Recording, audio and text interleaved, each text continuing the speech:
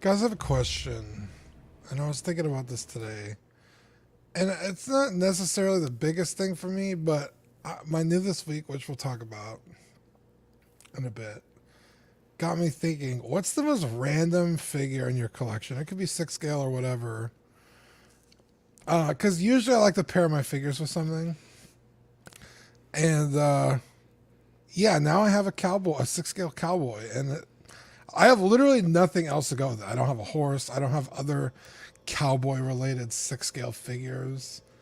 So I was just wondering, like, what is it in your collection that kind of sticks out to you as like an outlier that kind of bugs you in a way? Yeah, the most random one I have is definitely that LeBron from Enter Bay. I like LeBron, but the fact that he's in a Lakers jersey is pretty random for me, right? Because I've got Kobe, I've got LeBron. I'm a Kings fan. I'm not even a Lakers fan. But the Oh, shit was $75. Like I couldn't. Zach and I were having this conversation, right? I couldn't say yeah. no to an Enter Bay figure for $75 shipped. It might have even been 70, honestly. So it's one of those where it's like, okay, can't say no to it. And then it went down to like 20 or like 50, it was like $30, I think at one point, or like Oh 50 my bucks. It was like a God. Yeah. stupid price. Okay, so I maybe was that's so actually where angry. I got it at. Honestly, I can't even remember. I just No, remember it I was think so you cheap and and you and I just missed the cheapest it went, and got it. I don't. Then the shacks went that cheap, and people were buying like 6 of them. It was wild. Shout out to Equan. Like that's an army, bro. Yeah, but Marco, you supplemented it with the actual hoop, yeah? Yeah, I did, and then went and got the young Kobe. And so Kobe I can appreciate. LeBron on the Lakers still a little bit gross to me. So I think there's been enough time from Kobe being in the league where I can rep it a little bit more. So still a little bit gross that I've got 2 Lakers, wow. 1 six figures. I'm laughing, but all I'm thinking is sports. That's about the extent of my knowledge. So, I'm good Nothing at wrong thinking. with that. Nothing wrong with that. Ben knew all about balls. No, not those ones. For me, I would say probably my most random thing, which I guess I ended up getting a second figure, is it's Diva. I don't remember which company made it. I think it's Blizzard, the actual game company. Yeah, They released a made their own quarter statues. Yeah. Yeah, quarter scale Diva with the mecha. And I remember it was right when the Donald gave us like that first stimmy, and I like, I don't know how to act with money. You kidding me? You put unearned like $800, whatever it was, amount of dollars in my bank account. And it's gone. Oh, that shit was gone like in a day. Yeah. But then and I've never played the game, and I've always said like I have no idea. She just a cutie, and so I got a Figma, but it's still a pretty random piece of my collection. Yeah. I also have that Figma. It's a great figure. For me, it's a weird one because I actually like the figure a lot, but I have always had a hard time fitting it in because of my OCD, and it's actually my Venom figure. I think it's due to the size of the figure in comparison to the rest of the scales that I have, with the exception of I do have a Thanos, but So it's you're the saying it's too big and you can't fit it in, is what you're. pretty much. Wow. And too big and black It's the and- arm seam. I've never had that And like problem. veiny too, in a weird way, you know. Wow, like, it's real girthy. like purpley. Takes yeah, it's 2 weird. hands to hold. It does, but I've always had a hard time fitting that one in. It's just like, and I think it's the arm seams. It breaks the immersion for me. All my other figures look like shrunk down, scaled versions of the actor representation, whereas the Venom still to me just screams toy just a little bit. So that one keeps getting lower and lower on the shelf until I think it's eventually gonna move on. Send it to me, Ben. Wowza. I mean, I wouldn't just a send nice it to you. figure. Oh, I like it. Man, I mean, I don't know. I might be an outlier here. I don't really have any random figures anymore because I sold them all. And anything that I didn't fit into any of my focuses, we'll probably talk about it later, but like all that Yeah. stuff's gone now. So everything's pretty dialed in now. I mean, probably the most random thing I have right now in the collection is probably a random vintage Snake Eyes G.I. Joe figure on my desk, just because I don't have any other G.I. Joe stuff. But it's like a favorite character from childhood and favorite figure, but it just doesn't really fit in with any of the rest of my collection, just because I don't want to go down that G.I. Joe rabbit hole.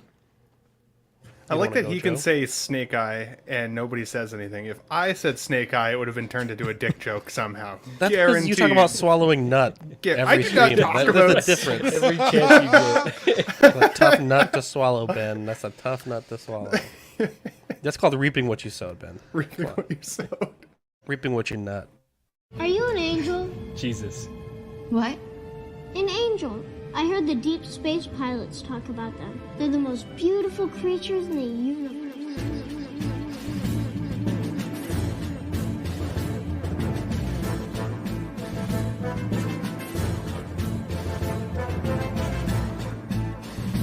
Hello there. We are tonight's entertainment. We would be honored if you would join us. He's got a billion toys. You brought in the doll collection. These are not dolls, Jim. These are commodities. Same as gold or oil. 5, 4, 3, 2, 1, 0. You are now listening to the Collecting Weekly podcast. This is the true form of floor gang right here. Very nice. YouTube.com/collecting weekly. Thank you very much. That's very cool. Big. Hey guys, my name is Zach. I'm Dean. I'm Marco the Triple Nut G. Ew. I'm Ben. And I'm Chris. Welcome to this week's episode of Collecting Weekly. It's a weekly podcast where my friends and I talk about the things that matter the most to us this week in collecting. That's right. We want to thank everyone out there watching, whether it's live, on the replay, YouTube, Spotify, wherever you're listening. And thank you to our beautiful guest, Chris Leddy, for joining us today. Always Wow. a favorite guest of mine. He's such a sweetheart and so insightful. Thank you, Chris. One of the few guests that we don't even have to take a vote on it. We just like, yeah, Chris Leddy's coming. Let's do it. Yeah. Talk about what doesn't fit in. Look at this guy. Feels like a celebrity. I'm not gonna lie. So handsome, dude. Unfair. Lots of eye candy right there. I'll take it. Usually that's TC. He's usually the eye candy, but I'll take it here. There you go. I am sick today. I've been sick. So if I go off cam, off mic, I'm getting sick. So bear with me. We're gonna get through it though. Trooper. Right? Tuesday, the show must go on.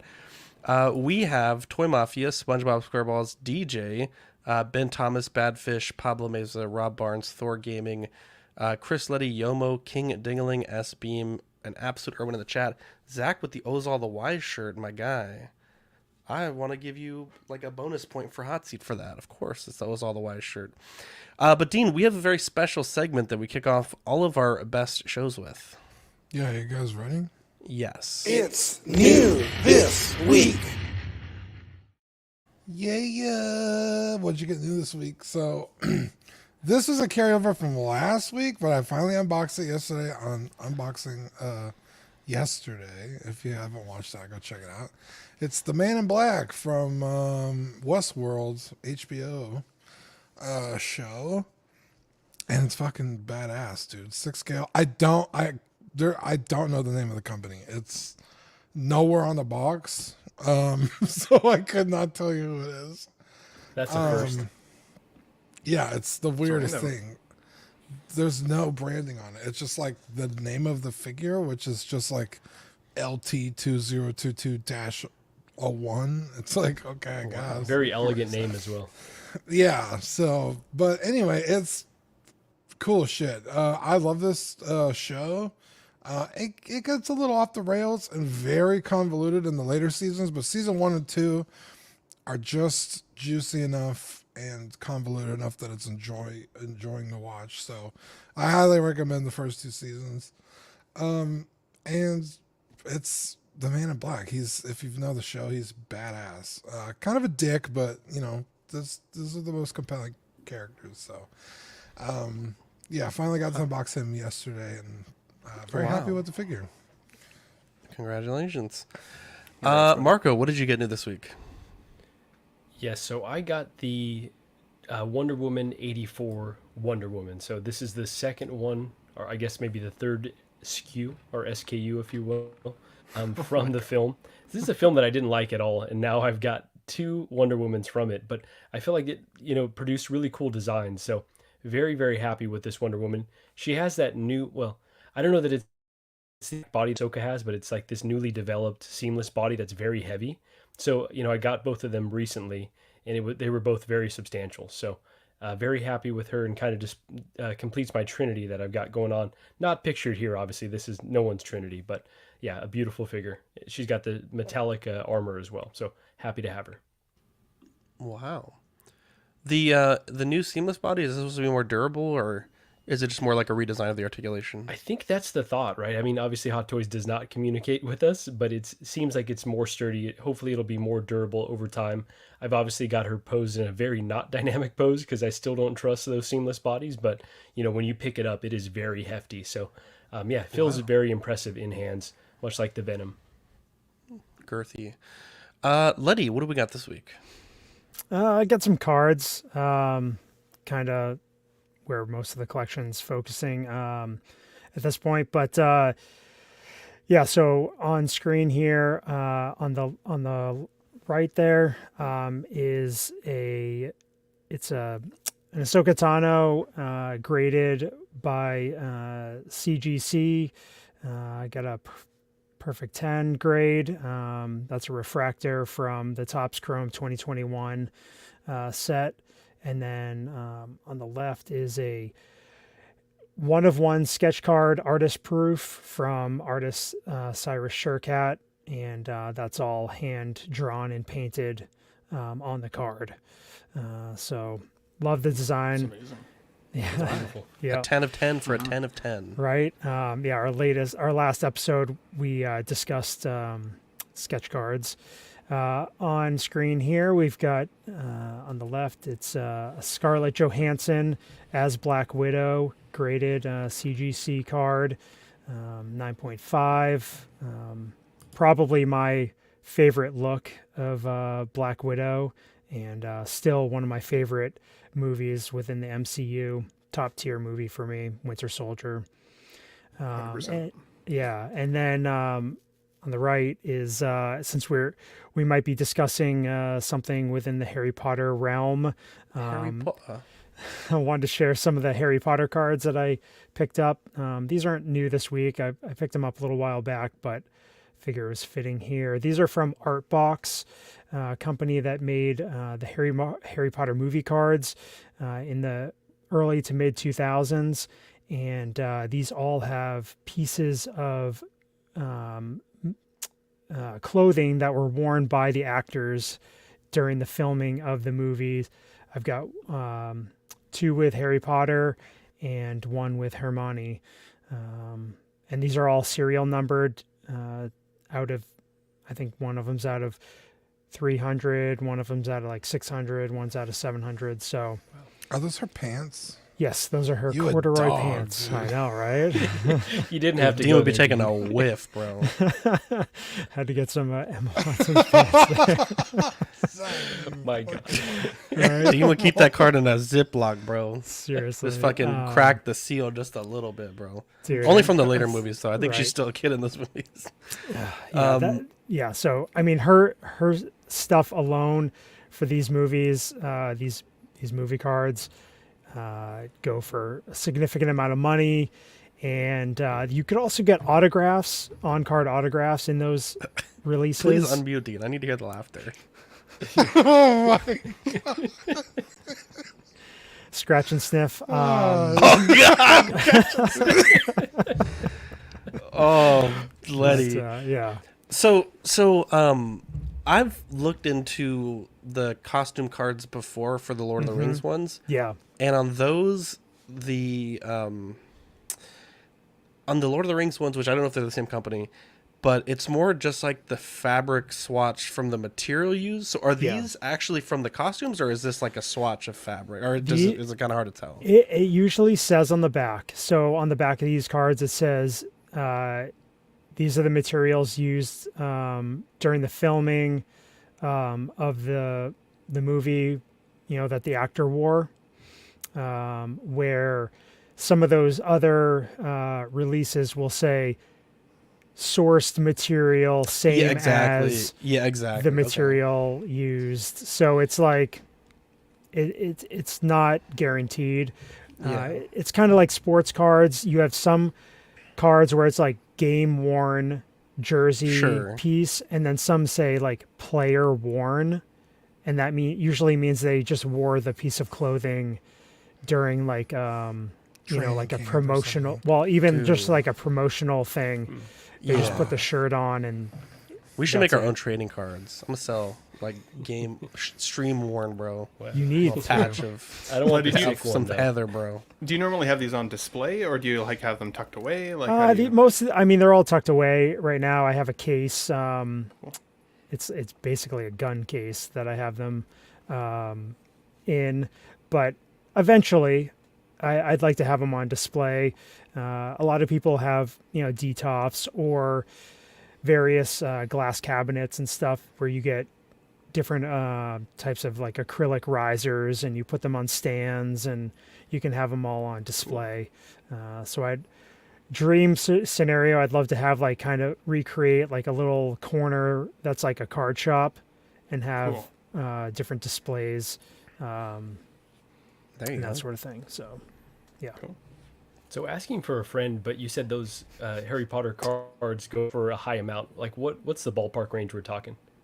The Hermione card's worth about $300 to $400, and then each one of the Harry Potters is one of them. I think the top one is like 150 to 200, and then the bottom one is about 175 to 250.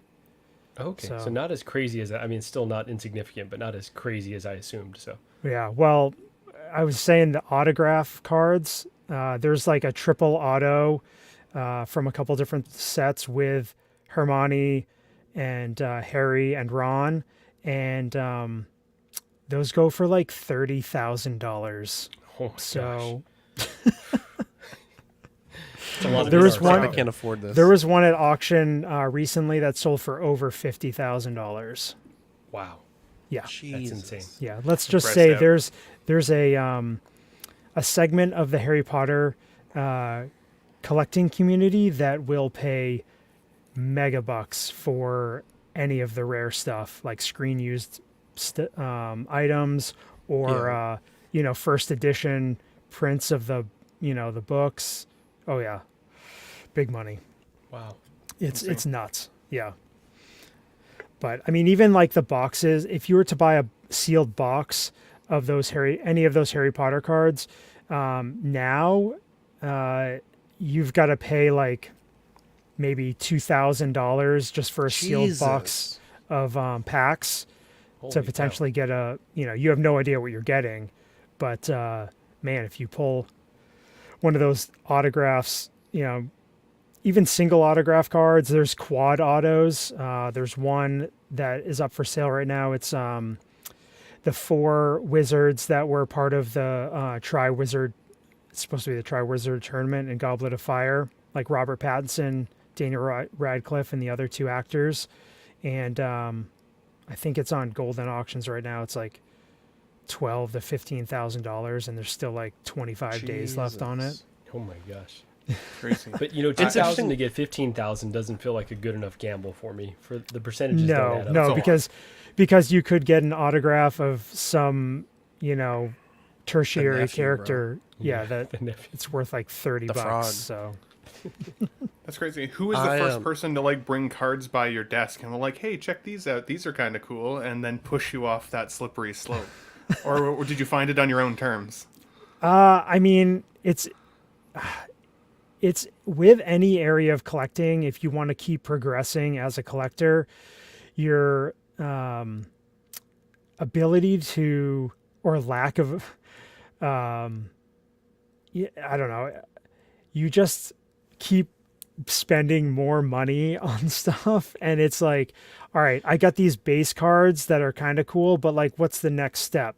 And then you're like, okay, like, oh, these like insert cards are pretty cool, but like, what's the next step? And it's kind of like action figures. You start out with small scale, and then you eventually are moving up to 1/3 scale statues, and you're like, how did I just spend $2,500 on this It's statue? that progressive seduction, even within the 1/6, right? I Yeah, never thought I would totally. spend $250, let alone $1,100 on 2 figures. Right, and then you've got like 50 to 100 Hot Toys, and you're like, how did I get to this? Or 7, How did I 6 get or 7.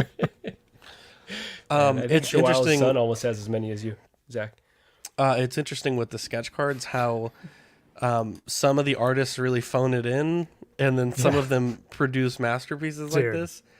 I collect, or at least I've tried to collect the Lord of the Rings sketch cards, and some of them it's like, bro, this was done like, $4.59 on a Friday. Like they were like, fuck this shit. Yeah, there's a whole. It's also interesting because I don't know about this set, but I know for like the Lord of the Rings set, there's not like a master list of all the sketch cards. Yeah. And so there's a website where whenever they go up for sale or for auction, this guy grabs a picture and adds it to like a sketch card master list. And so the ones that I have, because they've been sold a few times, they're on there, and it's really interesting to see because they're one of one pieces. Absolutely. Yeah, it's crazy. Paul Schreiber with the $1 super chat. Thanks, my guy.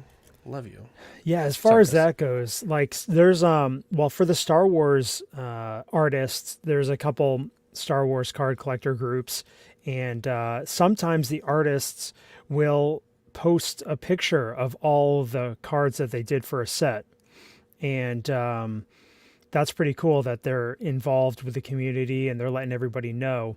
Some of the artists don't do that, but they might post on their own Instagram page. But yeah, the level of art, like some of the sketches are just like the worst pencil drawing ever. And then some are like, like this one. I saw it. I've seen that one. That one's been there for like 2 years. I know. Who's that supposed to be? I have no talent. Right. I've got some Galadriel sketch cards, and I'm very choosy with what I go with. But like again, some of them are so insane that they go for thousands of dollars, and you're like, all right, guess I can't have that one. Somebody's Dean, willing to pay. You're missing the boat on this, buddy. I feel like you need to get in on this racket here soon. On Let's Get Nuts on Sunday, I featured some of Dean's artwork on the show, and it was some amazing stuff. You need to just shrink that shit down, buddy. Get it on a card, start selling them for like $300 a pop. I want a commission piece if you do. Do you have I'm to just be saying. like a famous artist to do that, or Nope. can you just Nope. buy? No, I went to show I did in March. There were some artists set up there, and two of them were licensed Topps sketch artists, and they basically like submitted their portfolio to Topps, and it's whether or not Topps is approves it, or whatever company, Cryptozoic or Upper Deck or whatever. It's there's all different levels to the artists that get approved. This is one of the ones that I have. Nice. I love That it. It's really one's sad because badass. this guy passed away, I think, from COVID. Real sad. I think his name was Christian Dalla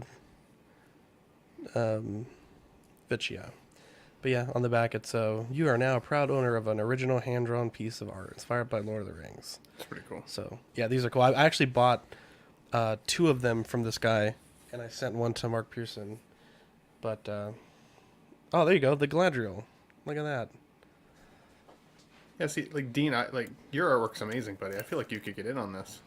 Hell yeah. So this Dean. one's a little bit, it's obviously stylized, but I really like the image. And this is Cryptozoic. Jeez, I'm crow the glare. But I really like the imagery. And then this one is from Topps. This is a earlier release. that one. Beautiful. That's nice. Love this one. So it's a little bit different, but I'm a Galadriel fan, a Cate Blanchett fan. But the competition's there when those things go up for auction, especially. Expensive, bro. Expensive. So it's like if there one pops up as a buy it now, and you really like the artwork and you're willing to pay that amount, like I jump on it, honestly. Yeah, because you get caught in a bidding war, forget about it. Cool, man. Thanks Can for I- sharing. That's awesome. Yeah, Can I absolutely. buy blank sketch cards? Yeah, to you can put at on? Hobby Lobby. Yep. Oh, At Hobby Lobby, hell bro. yeah. Dude, do If me a anybody sketch wants to card. send King. me some, I'll sketch you something. Wow.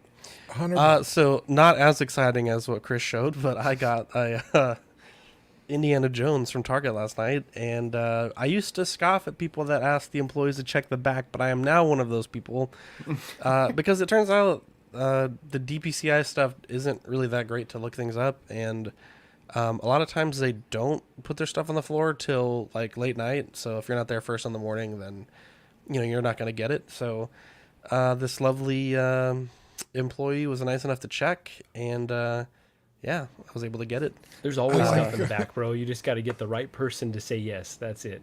That's right. I used I my, like my the- boyish charm. I liked your reasoning yesterday. You're like, I'm asking from now on because gas is too expensive. Oh yeah. Well, it fucking pisses me off because, okay, so I went to Target Bandera like 2 weeks ago, and I was looking for something and they didn't have it. And I had heard from another collector. We have like this local group that does store reports, and they're like, oh, they have like 8 of them. And so I hurried over there. I was there like in 35 minutes with traffic. All 8 were gone. And I was like, what the fuck? And so the guy, the manager of the toy section was like, well, let me tell you what stores have it in town. Oh, Bandera Target has 6 of them. And I'm like, bro, I was just there. And he's like, oh, well, they're probably in the back. If I can go back, and sure enough, they were in the back. I wasted an hour of my time, an hour's worth of gas. I could have just asked them to check the back. So I'm always checking the back from now on. Bro, I Let's love get that hashtag this, check the back going in the. I love in that the, this comes though with a sword with the 3 flaming chickens. He like in the scene where he just whips the I love sword and it. it impales the dude at the beginning. Awesome. And then the diamond. You should 3D print like a bucket of ice so you can hide the diamond on top with the ice to recreate that scene where he's scrambling around and shit. It's a great scene. Look what I did. So they give you. I had to put it in a little fucking bag because I was 100% going to lose this. The antidote But this and the diamond poison. doesn't look that good. So I went to Hobby Lobby and I got some real diamonds. Decent. Like a They're not real. Bedazzle. cowboy. There you go. Look at these. Look at the shimmer on these bad boys. That's nice. That's icy, bro. But yeah, the flaming chickens, that's like a deeper cut. Like that's an interesting There we go. accessory OG to the figure. hashtag check I the like that. back, baby. Check the back. Yeah. So let's get into it. So last week we talked about the present toys Ellen Ripley.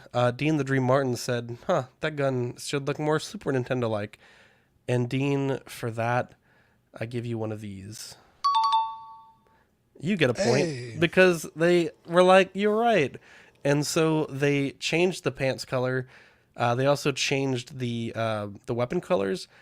And in the film, which we all should have watched, she tapes the rifle and the flamethrower together, and that's how that happens. And you can apparently bind the weapons together, though they're using a strap. But I'm almost certain in the movie it was taped. But I don't know. Maybe I have to go back and look at that.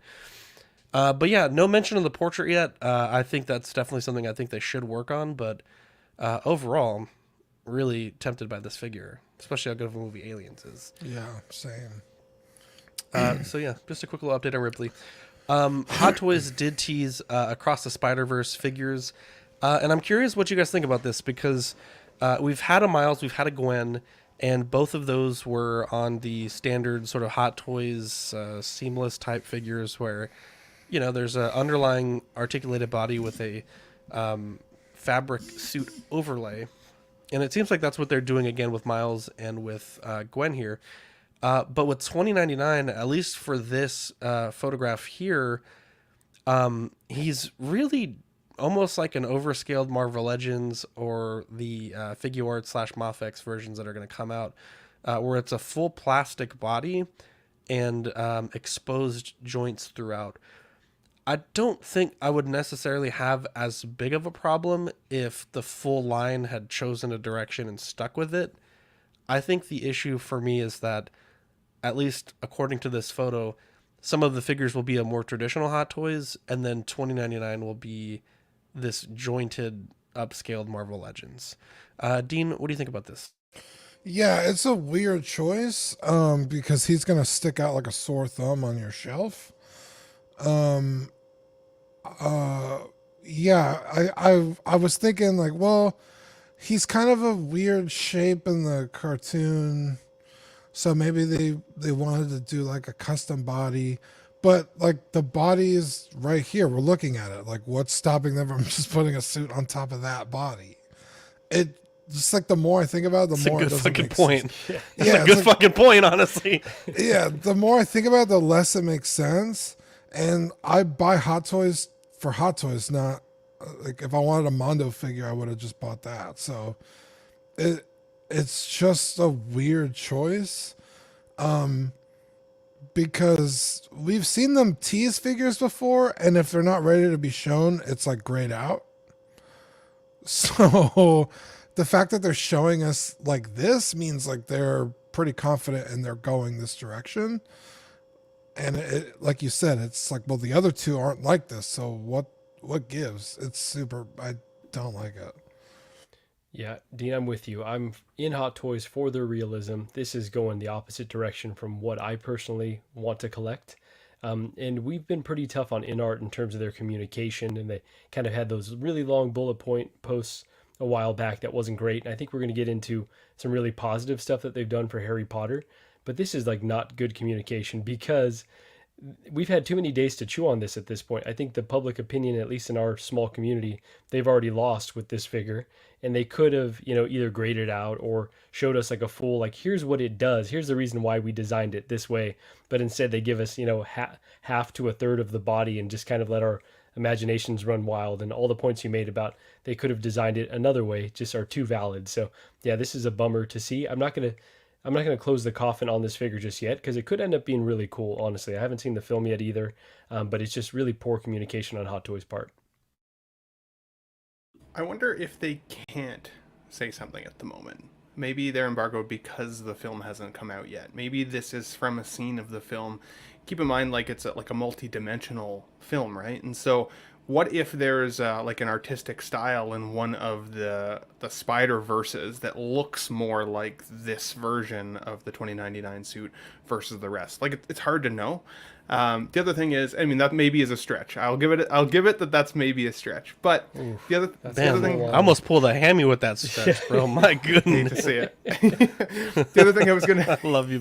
The other thing I was gonna say was the original 2099 suit had terrible articulation, right? Because it had the thick rubber section on the front. You could barely bend it at the waist or at the midsection, and people complained about its articulation. So maybe they were like, hey, you know what? To heck with that. We're going to give you extra articulation on this version.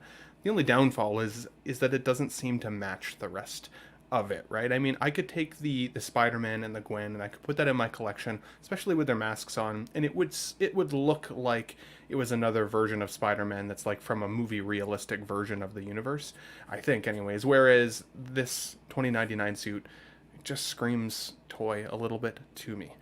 But on the other hand, so did the Carnage when I first saw solicitation photos of that figure. And now that I've seen people getting that in hand, I'm a lot more amped about it. It looks a lot cooler than I expected. And so maybe this one, like you said, Marco, just needs better marketing, right? Maybe they just need to show us a little bit more of what this guy can do. That won't disguise the fact that he's got these pretty obvious joints. But maybe once you get it posed and, with a professional photographer and stuff like that, you can make it look pretty cool. So I'm a 50-50 split on it right now. I don't love it from this solicitation photo, but I am excited to see more of it, to see if it'll be more interesting. Yeah, like in a vacuum, like if this wasn't Hot Toys, I think it would, it'd look cool and be fine. But the fact that this is Hot Toys, it's a little odd. We've had some of those different scaled Marvel figures that they've put out before. If it was like kind of in that line, maybe it would make more sense. But this definitely needs some more info. Needs some more images. Other than the waist up, and you don't even get like the full arms and stuff like that. And then the figure compared to the other figures in the line. Yeah, I don't know. It's not really working for me in this, within the Hot Toys, whole sphere. But I don't know. Maybe it'll, look really cool, and after seeing the movie, it'll, be one of those ones that you're like, man, I can get over all that stuff because the character was so cool in the movie, and maybe it works. But yeah, I need to see some more, from Hot Toys on this one. Hashtag wait for Inart to do it. Hashtag. I in 10 years. So, I think one of my biggest problems with the with the Spider-Man figures is they're not that posable in the sense like you wouldn't want to leave them in a pose very long, right? Because the suits will stick to themselves, or just odds and ends damages. I want to say on the first Miles, the red striping on the shoulders and on the torso, if you articulated a bunch, it would start to peel. Just any number of things. So I think there is some inherent value from something like this, even though I think a lot of people are turned off by it. 5 or 6 years ago, Dean, I don't remember if you recall, Marvel Legends had made 12-inch Spider-Man figures that were literally just double scaled off of their pizza Spider-Man bodies. And they were fantastic. And if they were just a little nicer, dare I say, they would look fantastic on your shelf. I think I really would like them to lean into this concept, because I think, and I know that a lot of people won't like it, but for me, as someone that does like to display the spider characters like in a dynamic pose, I think this is really the best way to do it. Like, let's see, for example, the Mafex black suit Spider-Man, like you would never like get and keep a Hot Toys in this pose. Maybe you might be able to get it, but you wouldn't ever keep it in a pose like that, outside of a few quick photos. And I think that there is some value there, but like the chat is saying, I think the price would have to go way down because you're not paying for that fabric and, the tailoring and the design and everything like that. And I do think that it has to be consistent within the line, because this is already a big switch, going from what they've showed us in the past with, however many spider characters are already out. I think if they're doing it like this in their own line, they're sabotaging themselves.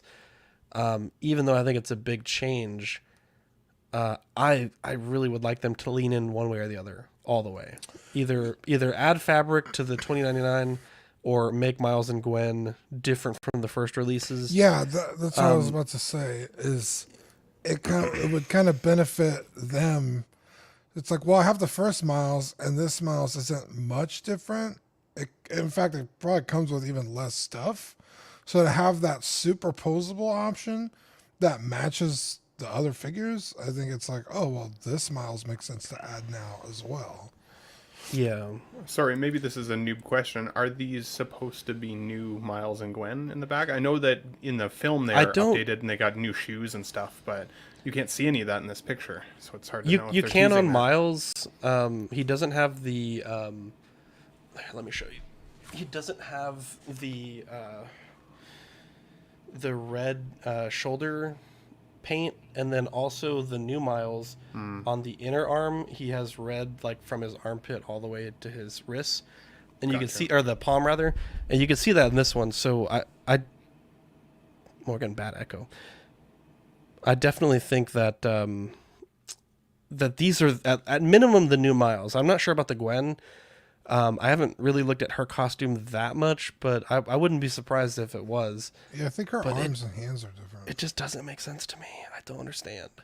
And like the whole thing about 2099, like I saw some comments where people saying like, well, he's probably too bulky of a character. Like the way he's built in the show is very top heavy, and I know Marvel Legends struggled with that a bit. And Figure Arts, when I want to say it was Figure Arts, we were talking about Small Talk, they had changed the proportions quite a bit to look a little bit more human. But I mean, that's the challenge of Hot Toys, right? Like they need to figure that shit out, because I don't know that this is the best way to do it. But obviously we're speculating on one image. we'll get more stuff as the film goes. They make a lot of spider characters, so I wouldn't be surprised that we we'll see more information about this. But I'm probably in the small minority here, which I typically am on this issue, where I don't mind joints on Hot Toys because I do like to pose real crazy, and I don't like my figures to be damaged from being posed. But I really think they should lean into it. But let's move on. Gwen Stacy is a different version. Oh, okay. What in particular is different? That you can tell? Her hands and forearms are all white in the first movie. Ah, look at you, Dean. Look at you. So up next, Star-Lord. This is 265, releasing July to December 2024. I will be honest, looking at these photos, this seems like a very boring release. And when Dean had first pulled photos, I want to say you pulled like 6 photos, and I was like in my head like, geez, Dean, come on, you're being lazy. And then I looked through the photos, and I'm like 10 of these photos are just cropped versions of other photos. Like they're not, they're basically all the same photo, and they're just bad, like bad photos. Like I think that they're not doing this character justice. It is a very bare bones release, and to be honest, like I'm not super loving the portrait. I've seen maybe like 30% of the people in the same camp as me where they don't like it. It looks very idealized Chris Pratt, and I think in the movie the vibe that I got is like, he's dealing with depression, he's kind of, drinking, kind of doing whatever, and it's just this. He seems like super. I mean, he's handsome, but he seems like very like handsome Chris Pratt rather than what we see in the movie. But I do like the Ravager suits. I'm a big fan of them in the film. It's a shame, obviously, in the movie, perhaps a small spoiler, but he doesn't have, that I can recall, the mask. So that's something that this figure is missing accessory-wise. You do get the little effect pieces there for the pistols, and they've not shown us the Zune, so it's kind of hit or miss as to whether that's accurate or included. But Dean, what do you think about this? It is included, but whether or not it's accurate. Sorry. Yeah, I'm gonna disagree with you almost on every point there. Other than the fact that this figure doesn't come with much, if anything. All the Star-Lords in the past have come with a bunch of shit. The fact that you only get some like shooty bits and hands is like kind of like, what? I guess. Maybe they'll come out with a deluxe because he has come in a deluxe in the past. So do not give them ideas. They can't retroactively go back and do a deluxe. Howard's like, write that down. Write that down. But I mean, he's got like the longer hair. It's very disheveled. Like I think this. I honestly think this is the best Chris Pratt sculpt we've gotten. Wow. Yeah. Agreed. And the suit, it's not one of the suits that's going to deteriorate over time, save for maybe like up in the shoulder areas. But the other Chris Pratt figures, Star-Lord, they have those pleather jackets, and I'm always scared that I'm going to go to my figure one day and it's going to be completely wrecked. So this is cool. That won't happen, but it's a team suit, so everybody's gonna have to wear the team suit, which I'm pretty bummed about. So there's other versions of all the other characters though, so you're gonna have plenty of options to buy those, because I think people will sell their old ones for the new ones. So if you're not sold on spending, Ben, what was it that you said if you wanted to buy all these? For me, in Canadian, it's about $2,000, maybe $2,500, depending on the cost of them all once they're out. Yeah, it's a huge investment. Yeah, huge investment. It's a huge nut. But yeah, I actually really, really love this figure. I think it looks fantastic. Yeah, so I'm with Zach in that this is definitely a boring release, right? Dean, you just said it. The previous Star-Lords have come with a lot more. Obviously, Infinity War came with less than Volume 2, but Volume 2 was kind of like the gold standard. You had multiple looks, and so when I first saw this, I was like, okay, I'm good with my Infinity War Star-Lord. I got him for under $200, but this head sculpt kept kind of calling to me. I had already gone down the path of pre-ordering the Rocket, and so I don't want to order this entire team, but I'm a big fan of Chris Pratt. This looked really good, so I went back and pre-ordered. In the past, I would say, this one's for sure going bargain bin because, the value's not there, but I just don't know what to think right now with Hot Toys. And so I went ahead and secured something, again, with no tax, no shipping costs or minimal shipping costs. But the Zune was enough. The Zune and the head sculpt were enough to sell me on this figure. Now, am I a simp for that reason? Yeah, probably, because this is Hot Toys minimal effort. But again, I'm in it for the realism, and at least they're giving us a really stellar head sculpt from what I see. So hopefully the final turns out just as good. But yeah, it's a disappointing trend to see prices increasing and less accessories. So we'll see what the rest of the line, what accessories we may get from these guys. For sure. All great points, buddy. Pablo Mesa says, do you think this beats the definitive Guardian 2 figure? I would say not with regards to the head sculpt. I would say no, honestly. I still think the Guardians 2 figure is better. I like the jacket. I like the accessories that come with that figure. You like the head sculpt on that one better as well, as you're saying? I like it for different reasons, I guess. I think this one looks a little bit more like Chris Pratt, but I like that the other one comes with a helmet accessory. So if you don't love the sculpt, you can still make him look like Star-Lord within your collection and kind of just fit it in as a helmeted character. This, because it doesn't come with the helmet, you're really committing to having really just Chris Pratt on display in a team suit, right?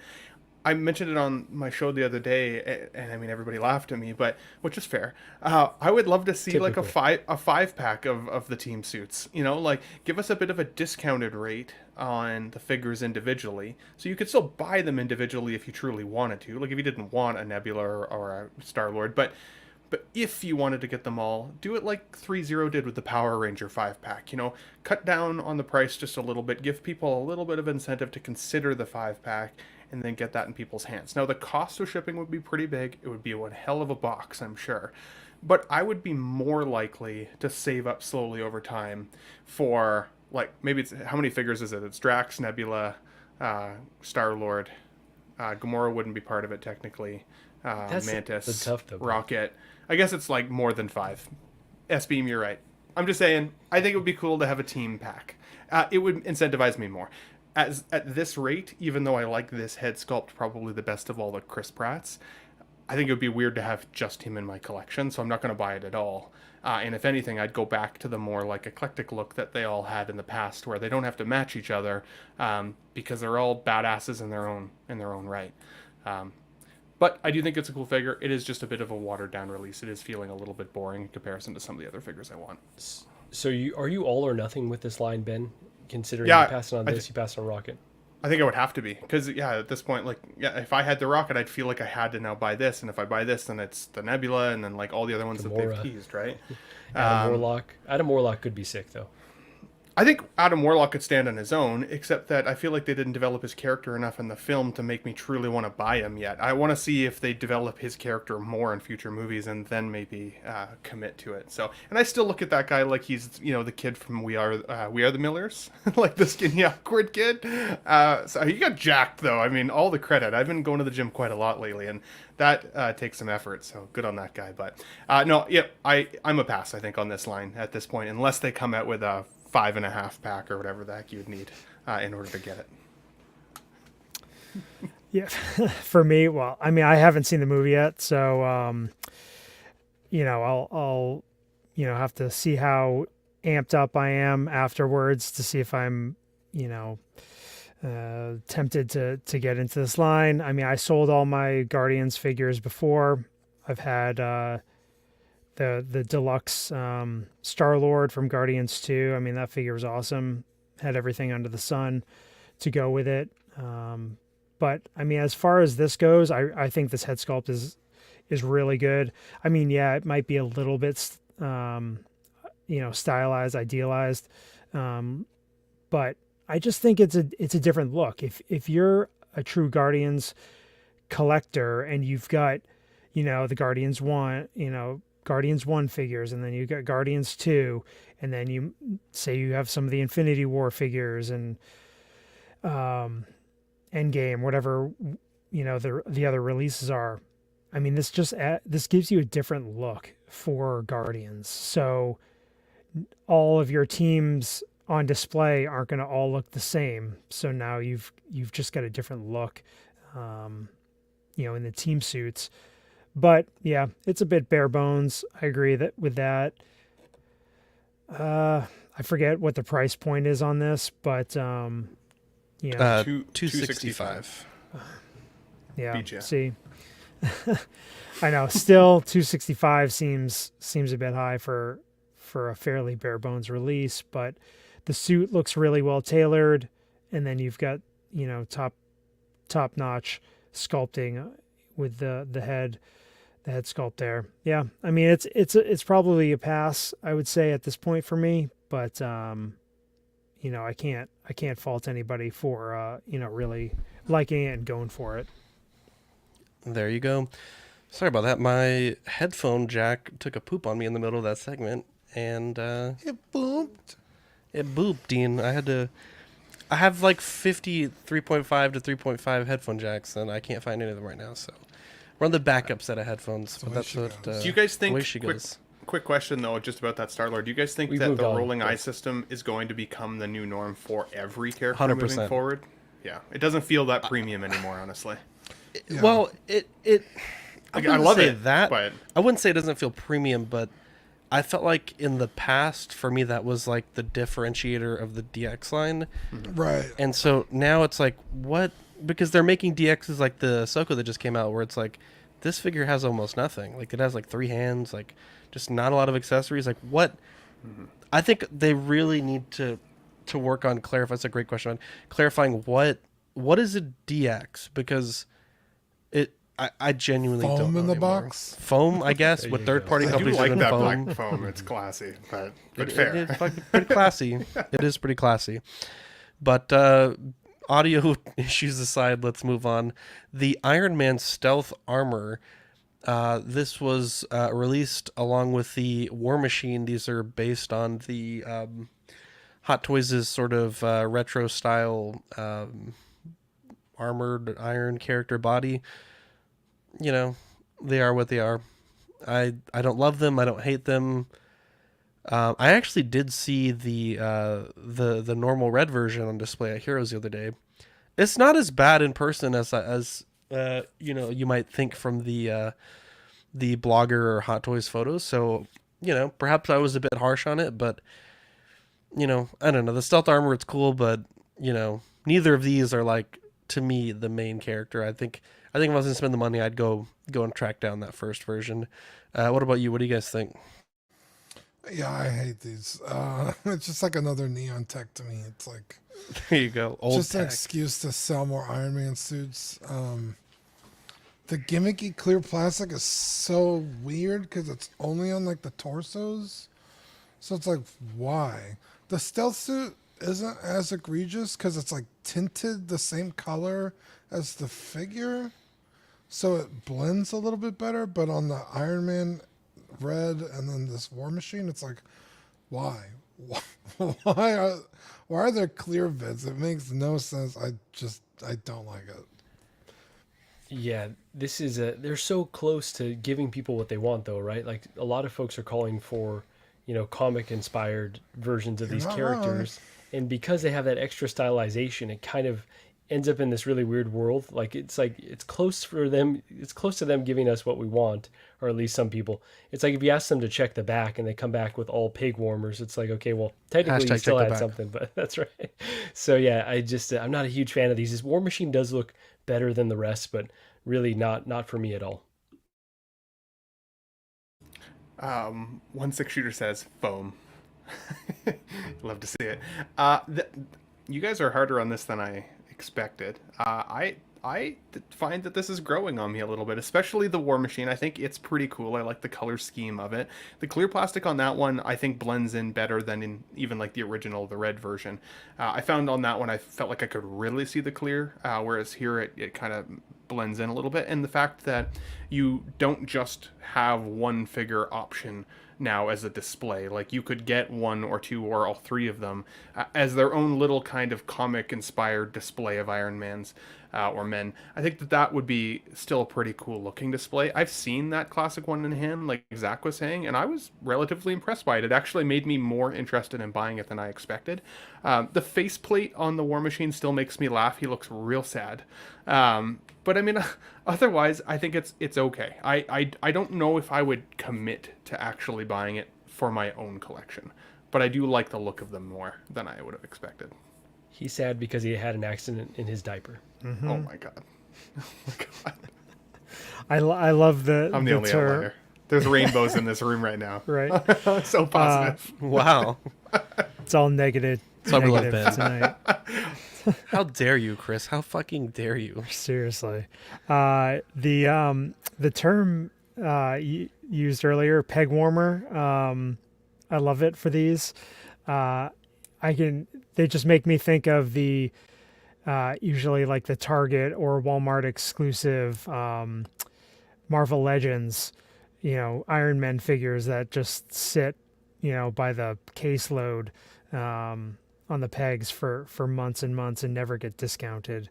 But yeah, I mean, I think, I'm joking, but I think they look, okay for what they are. Just the style doesn't, connect with me. So it's not a line that I think I would ever go down. But it's an option for Iron Man collectors, because I know that's Hot Toys bread and butter. So they got to pump out those Iron Man figures. You got to milk it. Yep. There you go. Now the Wanda released. I want to say this is the one that they updated the portrait on, Marco. Yeah, that is correct. I gotta say it's interesting. Sideshow did an unboxing, and I feel like these arms are a bit odd, but I'm not quite sure what you could do about it. What do you guys think? Yeah, so this one I'm incredibly excited about. I do think that the seams on the arms, it doesn't look great, honestly.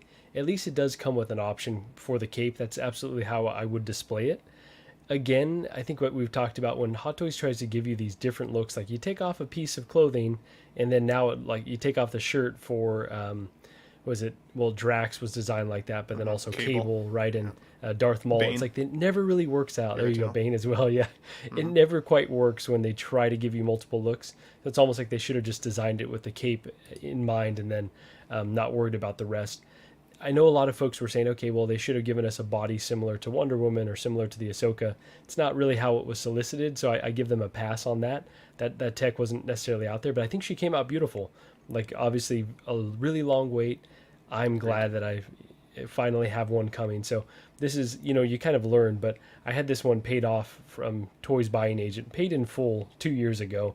Definitely not something I would do now, because I don't think I have any more credit card protection. I can't even find the purchase on my credit card list. So it's definitely not a thing that I would ever do again, but it's on the way and I am very thrilled. I think she's perfect. How about you, Dean? Go ahead, Dean. No, you go, Ben. I was going to say, I think the face sculpt is amazing. I think they got it dialed in. The Multiverse of Madness version is going to be the one that comes to my collection, I think, in terms of the actual purchase. But I loved the show. As soon as the show had ended, I was like, ooh, if they don't give us another version of her at any point, then it would have been this one for me. And I'm happy to see that people are finally getting it.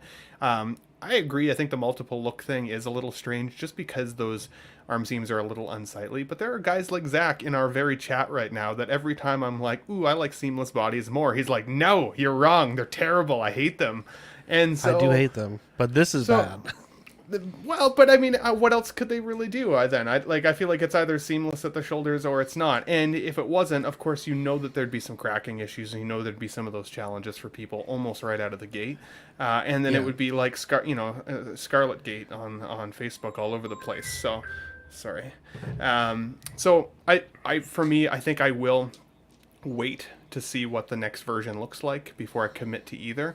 But this gives me a lot of excitement and hope for that Multiverse of Madness version, which really, really resonated with me. I saw that film with my mom and my family and everything too, so it's got that little extra nostalgic weight to it as well. But yeah, this is cool. I'm happy for you, Marco. I'm excited to see you unbox it there, buddy, on the show. Thanks, bro. Yeah, I think the head sculpt, Elizabeth Olsen, stunning. You know, I think they nailed it with that. I really, really like the sculpted hair on this, and the placement of the crown. I think that the tailoring on the suit looks really good. Definitely like the caped version. I think that's, if I had this figure, that's the way I would go with it. And like Ben was saying, it's like you're damned if you do and you're damned if you don't. Like, do you go seamless body? Do you go, jointed?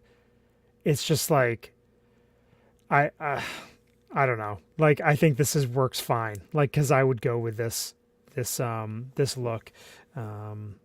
But to each their own. Just, a really top-notch release, in my opinion, from Hot Toys, and it will be interesting to see the differences with the Multiverse of Madness version. But yeah, good release, in my opinion. I like that the Multiverse of Madness has the black fingers. Yes. Scary. Oh, yeah, true. And Dean, before you go really quick, this is crying over spilt milk, but I am still so disappointed they didn't give us a Halloween version of Wanda and Vision. That would have been so perfect. I know. Honestly, Wasn't there a third party? There was a terrible one. Yeah, they've had a few, but yeah. I know Mark Pearson would want that one series. too. There you go, exactly, right? So Yeah. bummed that we're probably never going to get that. This I don't hate this. I had the Wonder Woman figure, and I was so terribly afraid of posing that in any way. This, I obviously wouldn't be as afraid to pose it. Especially, like, you gotta have the cape on. Like, that's so fucking cool. So you're never gonna see those seams anyway with the cape on. So to me, it's not that big a deal. And this is a very dynamic character. You're going to want to get her in some cool poses on the shelf. So I don't mind the arm cut articulation. And I guess like her elbows are also jointed, it looks like. It doesn't look like seamless down there. Yeah, the elbows so that's are also jointed. cool. But those arm sleeves are going to cover that joint anyway, so that, again, not a huge deal to me. The only problem I have with this figure, I think the face sculpt is amazing. It's the hair. The hair looks wacky. On the right, on the photo on the left here, it looks pretty good. But in the photo on the right, it just kind of looks like just like a lumpy piece of clay with some like brush strokes in it. It's not so much better than great. the rooted versions they did, though. You're not wrong. In I my much opinion, prefer yeah. sculpted, Yeah, but this just for how late this figure is, this seems very like an afterthought. A lumpy piece of clay sounds like something one of my exes said to me one time. No. Quick question though. Wow. So I have not had the new Rosario Ahsoka in hand, but I've seen a lot of the issues with like the elbow joint breaking, right? Do you feel like this is a contender for the same possibility, or am I out to lunch in that? If it's thinking? using the same joint, yes. Yeah, so I'd be a little bit worried about that. Toybox says she was in this outfit for the final 4 minutes of the show, and the very next time we see her already has an outfit change. Marvel needs to calm down and let some of these looks actually sit with us. If it weren't for the dollars, you'd be 100% right, but they're going to keep giving us as many options as humanly possible, I think. And you know what a culprit of the, those Ahsoka arms breaking, I think, are? The new wrist pegs. Maybe they're not new, but they were newer to me. They're very tiny. So the Wonder Woman had the same ones. They're just very, very small wrist pegs that are fragile. Like, they just break very easily. So Hot Toys definitely needs to up their game in terms of the wrist pegs, which they've been doing it for how many years? Like, this shouldn't be something that is faulty in their figures. 1/6 Shooter says he's going to be having this sculpt rooted immediately. Make sure you share those with us, dude, when you get the in-hand photos. I'd love to see that. We'll highlight it maybe on the show if Zach's cool with it. I'd love to see what that looks like when it's done. And how much it costs. Yes. You don't have to justify any price you have paid, good sir. Yeah, You Trevor was always saying how great of a deal the Inart Joker 2-pack was. He's like, if you were getting this custom work commissioned, it would be significantly more expensive. So I don't even want to know, honestly. Economies of scale. It's true. You're muted, Zach. You're muted, Zach. Yeah, Sorry, I was puking my brains out. Oh my God. The elbow, Marco, that you mentioned, are those the same joints in the elbow that is also in the wrist, or are they different joints? From what I've seen, it seems like they're using the same little peg. Now, I could be wrong there, but it seemed like it was using the same peg. There you go. Yeah, I don't know. I guess use the cape, I guess. So the main figure that we're here to talk about tonight, the Inart Harry Potter, $353 for the standard, $595 for the deluxe. It seems that the difference here is the standard does not include the diorama base, and it's sculpted hair, and the the deluxe rather has the rooted hair with the diorama base. Now we've known that this was coming for a while, and I have to say I'm very impressed by what Inart is giving us here. I do think the prices are a touch high, especially for what is obviously a smaller figure than a normal 1/6 scale figure. But there is a lot that I do like. I think the owl looks fantastic. The scar looks really well, though. Like Ben pointed out I think it was the Patreon chat, you can only really have this pose with the rooted version, which I think is one of the weaker parts of the sculpted. Because you don't have the ability to add any motion to the character, both, to show off the scar, or while you have it displayed on the included broom. I think the layering looks fantastic. Dean always says, and Marco mentioned earlier, when you're layering, 2, 3, 4 layers, one on top of another, it can get very bulky very quick. And I feel like this figure maintains a proper thickness with all of the clothing on, and then with the more sort of bare bones outfit on its own. The diorama is double-sided.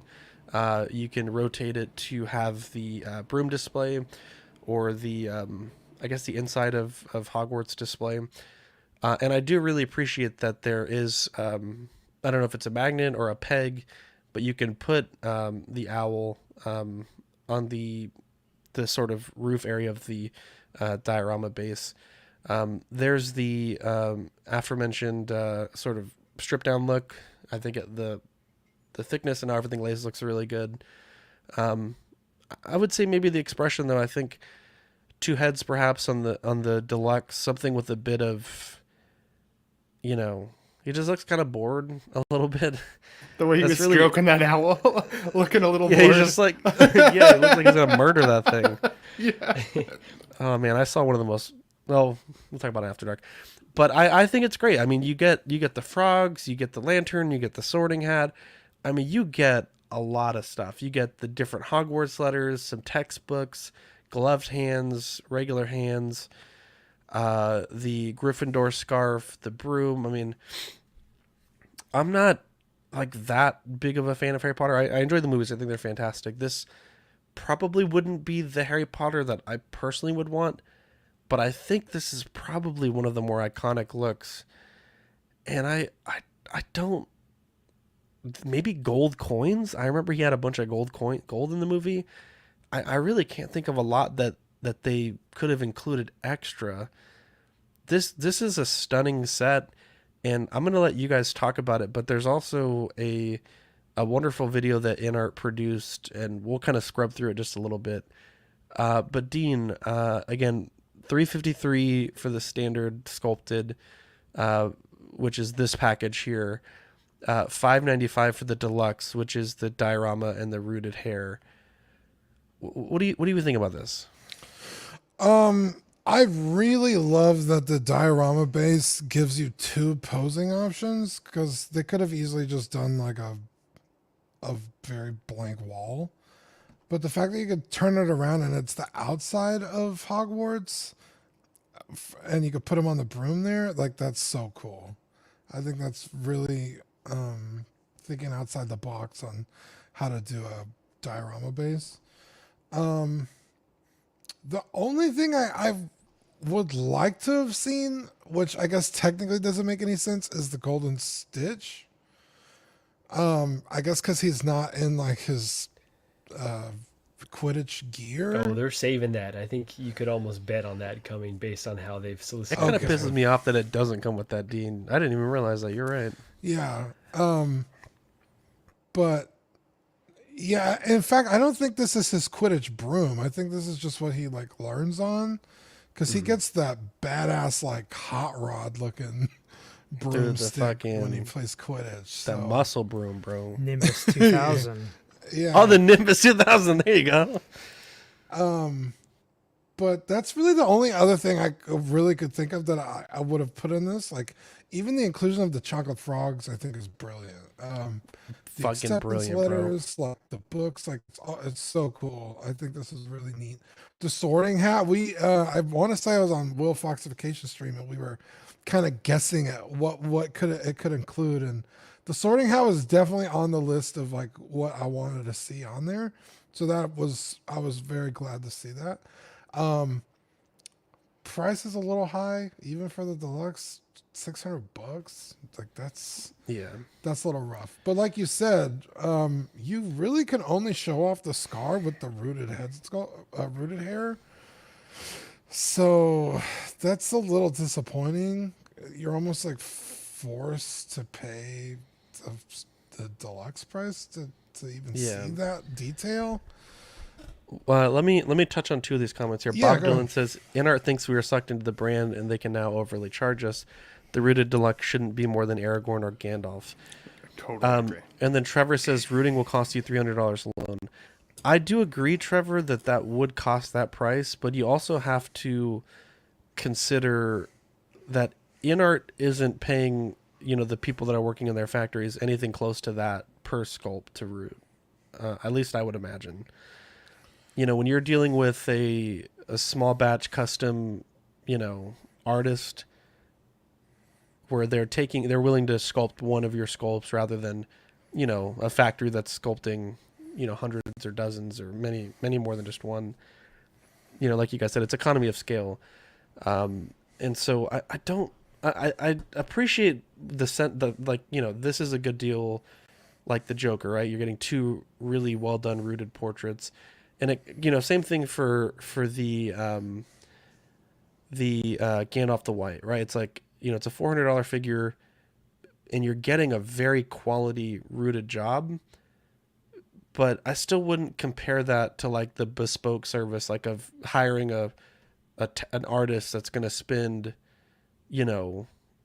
days or weeks just doing your one sculpt, right? This is a factory. They got to get out a lot of these. Yeah. Trevor says they're not paying those workers $300 each, but that is the cost. Even if it's done by an artist in Asia, it's time consuming, difficult. I would disagree. If they're not paying the artist $300, and that's not the cost for them to do it. If you're getting one portrait done, absolutely. But it's a weird thing to say. Yeah. Maybe I'm wrong. I mean, what do you guys think about that? If the price of rooting was $300, no matter who's doing it, then the non-deluxe version of this figure would be $200. Yeah, which it's not. And we've seen rooted Hot Toys for still cheaper than that, right? Like some of the Scarlett Johanssons and stuff. Some of them weren't. I would say as premium of a job. Those aren't really rooted though. I think they're more like a wig that's like glued on. I don't think they're actually like rooted. Fair enough. At least the Scarlett Johanssons that I've seen. That's fair. I don't know about the newer ones. Yeah, so this is a really difficult one for me to navigate because of the price. Now, this isn't designed for our market, right? Even though there's kind of like this quasi, like they are marketing to us, but it's not technically licensed for here. So it's kind of like a loophole that they're operating in. So $600, right? So $600 for the premium version is just tough because it's a smaller figure. I agree though, the accessories are fantastic. I kind of went from the tease like I probably don't need it because I'll wait for an older version. The more I've seen of this, I'm like, wow, this is actually like really well done. I don't like the sculpted hair as much. I think the sculpted looks a bit flat. Obviously, the rooted just is pretty stellar. Like it really suits this character. I just don't know. Like stroking Get over his what owl. Ben said. He's so bored. What is the owl's name? Does anyone know? Hedwig. It's really Hedwig. Yeah. It's been bothering me because I just kept calling it the owl. But Come on, man. okay, I just want to interrupt for Who like didn't 2 s- seconds here. This photo on the right is incredible. This is fucking incredible. Sorry. No, you're right. Like these pictures are beautiful. So, on a quick tangent here, we have asked Inart to communicate with us very clearly, tell us what it comes with, the difference of the SKUs or SKUs, the video that they put out. So these photographs and the video, that combination, killer. Like continue to do that, please, Inart, because they kind of showed us their process of designing everything. I've been overly impressed with this figure. But understanding that this deluxe base is so massive, like that weight is going to be killer, right? So that's what's adding on to the cost to get it over here. And I just am having a hard time justifying $600 for a version that I don't necessarily need and for a very small character. But look at this entire setup. Like this is incredibly impressive. All the fine details that have gone into this.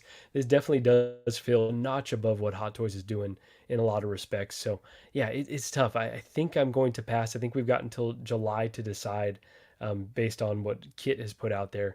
But yeah, I need to see more, or just need to do a bit more soul searching. But it's it's an impressive product, but it's very pricey. Rewatch the movie. If the picture If of I the can- book moved around, I'd be happier. It wouldn't be that difficult. Just as pure speculation, because I saw this comment. Well, I don't know if we should speculate about that. I just think it's interesting that there are some U.S. companies that have the NR stuff for pre-order, but it's not licensed for the U.S., so I don't understand how that works. And there was a thread on OSR this week, and it's like, well, are they just buying them at our retail cost and then upcharging them? But the prices are pretty comparable, so either they're making almost nothing on each figure, or I don't know. I don't want to speculate. I'm just, this is just me as a collector, not me as a streamer asking this question, but I would say it's funny because our only way to get this, like Marco said, is like through these 99% through these companies that are allowing us to do this. But look at that little 3D print going on there. But I think it's interesting that there are, I guess, some other ways for us to get them. But yeah, I don't know really the true cost, I guess.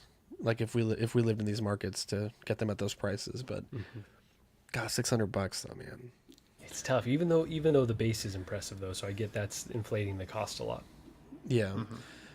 I don't know. So I'm happy that I'm not a bigger Harry Potter fan, to be honest, because I do feel like my wallet is safe, at least when it comes to this. I think the solicitation photos in these videos, like Marco said, thank you for giving us more. It does make it feel like a more premium offering when we get more information as to why we should even consider spending that kind of money. And like rooting aside, like again, I don't know what it costs them as a company to root en masse like this versus an individual figure. But when I saw the price tag for the rooted version, I did feel like minorly like offended by it. Like it was so expensive. And like again with Canadian conversion and stuff, like it's not just $600, it's closer to $800. And it's like that is getting into prices that I can't justify for Sixth Scale, even if they only give us 3 of these characters, which they've kind of said that's kind of what they're looking at. That could still be one heck of an investment, especially when I'm more excited for even Lord of the Rings figures or other Batman options or whatever else is in their pipeline. I'm excited for the Harry Potter fans because when I look at the Star Ace version, the last Sixth Scale version of a Harry Potter, Oh God. that one's terrible. It's not good. It's not. And so like, if you want something that looks like freaking Harry Potter, well, yeah, this is going to give it to you. I'd be also curious to see how well the rooting holds up with shipping and different environmental conditions. The Joker could get away with a bit of a messy fro-like hairstyle because he's the Joker. But if you get this guy who's come through, a humid border or something along those lines, there's a good chance he's going to like be real floofy by the time he gets to you, which will require that much more futzing. I do think, though, if I were going to buy either option, I would still feel compelled to buy the deluxe version, mostly because the scar, especially in that film, is one of the plot points that drives the entire film. Right, his scar starts to get painful and glow, and he has no idea what the hell is happening to him, and it sets him on the path to where he goes as his character arc. So not being able to see the scar on a Harry Potter is like an absolute missed opportunity. If they were going to give us the sculpted and the rooted, I wish that the sculpted had been a slightly different hairstyle, or like slightly wind blown, or something that just gives or give us two options at least, look. Ben, right? Like, or give two us options, swap out, two swap out hair pieces. I mean, my Luke Skywalker has that from 10 years ago. It's something that they could give us. Yeah, that would I think justify. You're 100% right, Ben. Justify that aspect. So I don't like, while that base is really cool. That extra $200 is a tough nut. I'm like, ooh, like I get it that it adds weight and all those things, but kind of like I felt with the rooted 2-pack Joker being paywalled a little bit so I could get that jail cell diorama.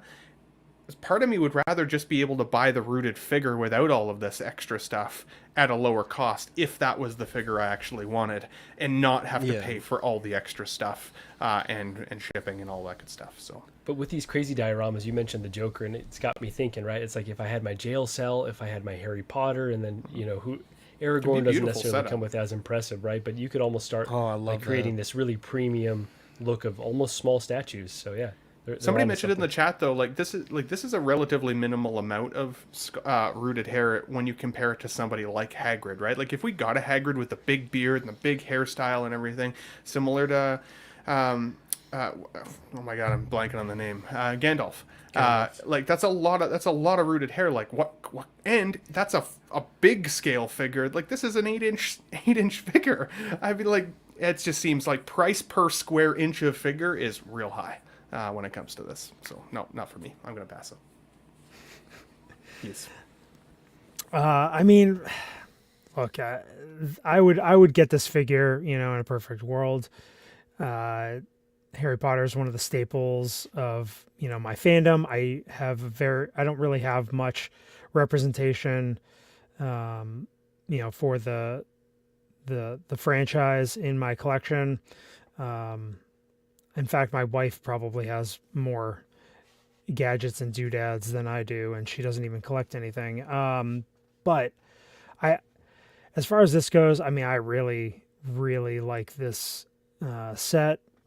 The deluxe, I mean, makes the most sense as far as like options go.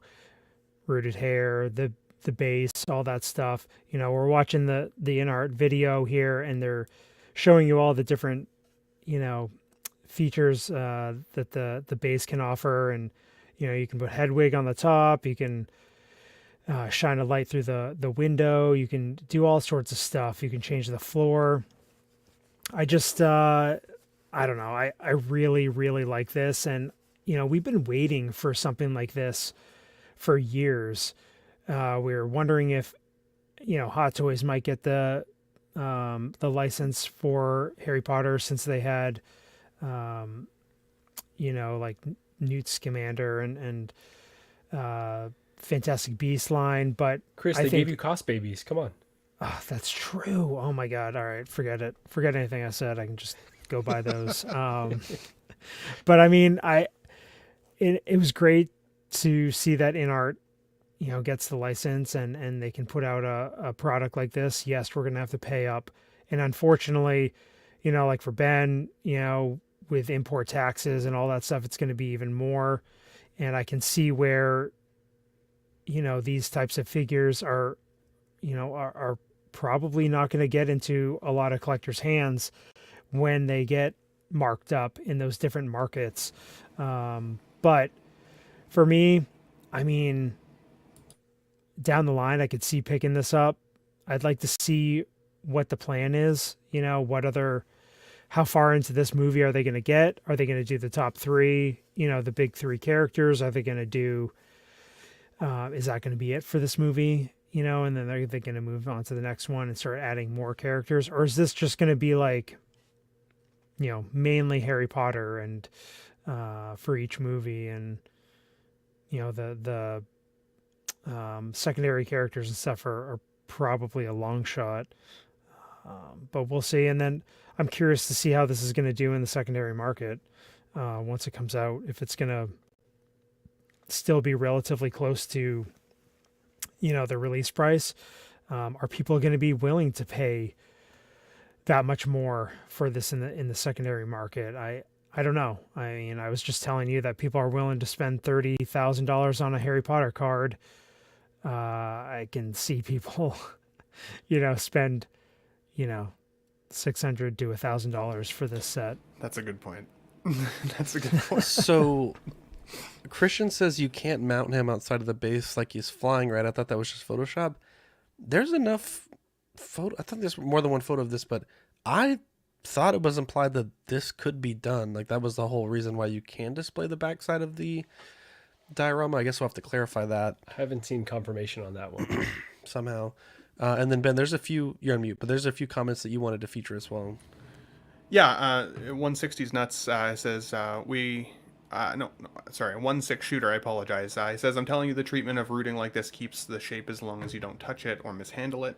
Fair enough, except that it is a figure, so I'm definitely going to touch it and not necessarily mishandle it, but want to pose it and change it up. So I'd be a little bit worried about that. And again, I would be worried about climate as well on that. That's kind of where my comment came from. But also Vixie says the rooted is only $100 difference for the Aragorn. A lot of the price here is the diorama and the accessories. And I agree with that. The diorama is fantastic. All the detail in it is beautiful. But again, I don't like having to buy the diorama in order to get the rooted hair. I give us even 3 SKUs. Now, people out there will say the more SKUs there are, the more likely a figure is to sit in, purgatory forever. But I feel like when you're getting into some of these premium price points, if you want somebody like me who doesn't have a total love for Harry Potter to buy one, I need more pricing options that might make it less of a detriment to the wallet. Now, again, though, a lot of my perspective does come from the fact that I don't have a lot of nostalgia for these films. I missed out a little bit age-wise, I feel like. And so while I think that they're good movies, I just paid $1,400 Canadian for a Joker 2-pack because I freaking love the Joker. It's one of my favorite characters, if not my favorite character of all time. There are people out there that this is their favorite character of all time. And so in that sense, like I said, it's so much better than the Star Race version. And for everything you get with it, if that is the right price for you to get that in the collection, heck yeah, I can't wait to see some of those photos. Oh, I think we lost Zach again. You hate to see it. Yeah. No, sorry, I thought Dean was going to say something. Yeah, I was gonna say on the treatment of the rooting hair about it keeping its shape. We've seen people like Kiko Collects. He got both his rooted Jokers, and they're like afros. They're like just poofy and out, and it's almost taken him totally out of the excitement of having those figures. I don't even think he's really touched them since he got it, and he's like, I have to go buy Has he tried to futz it? I think that's what's stopping him, because he's like, I shouldn't have to futz it, and this is so annoying that I don't even want to. There's so much product in that hair. I think if you put a little bit of hair in a brush, I think it would be fine, honestly. Yeah. And that's what I said about the in a comb, Joker brush. And the Gandalf when they were first announced. Is like, I don't think people really understand that. I mean, even for their sculpted Joker, right? Like they put out a video that said, hey, when it ships you, the hair is going to be flat. You need to take a heat gun to the sculpted hair and then sort of like sculpt the hair the way that you want it, right? And I've never seen that before. But even, and I hesitate to bring up Asmus as much as I have been today, but like the Gandalf's like varying levels of product, right? The gray that I had was fucking terrible. I mean, it was like you'd like slick back gel greaser hair, like it was awful. One of the Gandalf the White that I got didn't really need to do much, but the other one I'm still in the process of futzing. I've just been lazy about it, but yeah, there's definitely a level of futzing with rooted Harry. Exactly. Like it's I think in a perfect world you open it up. It. Yeah, I completely agree, Dean. And you know, when your Inart tumbles off the base, the hair might get messed up. When it does. But I think let me ask this question to the panel, and I know we still have to talk a little bit with Chris about some things, but from the Joker and from the I guess that is their only release so far, but I think things that they really should learn, like Marco said, the communication, by far I think the best that I've seen of any company on a pre-order ever. And then also, this is a much smaller base, admittedly, but I would hope that with this base and then the diorama base, which it seems like this one sort of ports into, that the full surface of both of these bases is magnetic. I think anything less than that, I think, is going to be a bit disappointing because, one, how cheap magnets are, and two, that being a big issue with collectors. I think the hands and the way that they poured into the wrist pegs, I think having those be a more firmer connection, I think is also an issue. Diecast, I don't think is going to be a huge issue. I can't imagine a diecast broom or a diecast wand, so I don't think we'll be seeing those issues. But Dean mentioned the rooting and how it comes out of the box. Do you think they'll be wood though, or do you think they'll be plastic? Like, they could still make it feel more premium by making it the material that it's supposed to be. But again, maybe that's asking too much. Like, I don't know. The cage is definitely metal. In that video, it's definitely a metal cage. Sure. Sean Forrester says high end doesn't mean you might not need to futz it. I think that is a good perspective. I do think we get caught up in the price a little bit and expect perfection when you're willing to pay that kind of dollar, but it's rooted. You may. And have I think to that was a warning fair. Before any of us ever even pre-ordered as well. Mm-hmm. I think plenty of veteran collectors are like, hey, it might not be perfect out of the box. So I definitely went in eyes open. And can I just say one last thing on collectability? Just, kind of thinking about John, the everyday collector. He's talking about how Hot Toys are just really, the market is tanked. And, I had the same thought when Chris was showing those cards. I was like, oh my, this Inart product could, if it ends up being a bit limited, could end up, being a chase item because Harry Potter fans are so wild, just like Star Wars fans. So yeah, that's not necessarily a consideration for me, but I'm also like, the FOMO kicks in. Well, if I miss it now, am I going to have to chase it for $1,000 down the line? It's not the way I want to think, but this is this creeps in with this type of product for sure. Especially with what 1/6 Shooters said here in the comments, that Harry Potter is really big in China and Japan, and this is not coming over here, in the traditional sense. So you're going to have to fight a lot more collectors to get this sooner rather than later. So one thing also, Marco, you had pointed this out. We'll read this as well. At least on 1/6 Kit's website, I don't know that TNS or any of the other retailers are different, but they said, disclaimer, starting from this figure, all after-sales issues may require you to return the parts at your own cost for exchange or replacement. Now, depending what's broke, right, if your diorama base is cracked or, God forbid, something large is broke, that can get pretty expensive. I shipped a keyboard, a 60% keyboard, 1 foot long by 3 inches by 5 inches, and it was almost like $60. So, bro, that just diorama keep that in base mind. by itself could be killer. Exactly, that's what I'm saying. It's a massive piece of material. Fat Tyke inside doesn't look like you can't see the scar on his forehead for the or you can. Yeah, we mentioned that a little bit earlier, that potentially a second hair option might help with the broom display as well. Let's move on. I think we had a great discussion there. We'll just touch on these briefly. $10 off your first purchase on 1/6 Kit using code CW10. They do have the Harry Potter right now, so if you want to take advantage of that. In fact, someone remind me to change this for next week, and I'll add the Harry Potter onto there. And then Off the Racks Collectibles, $15 off your $100 purchase with code CW.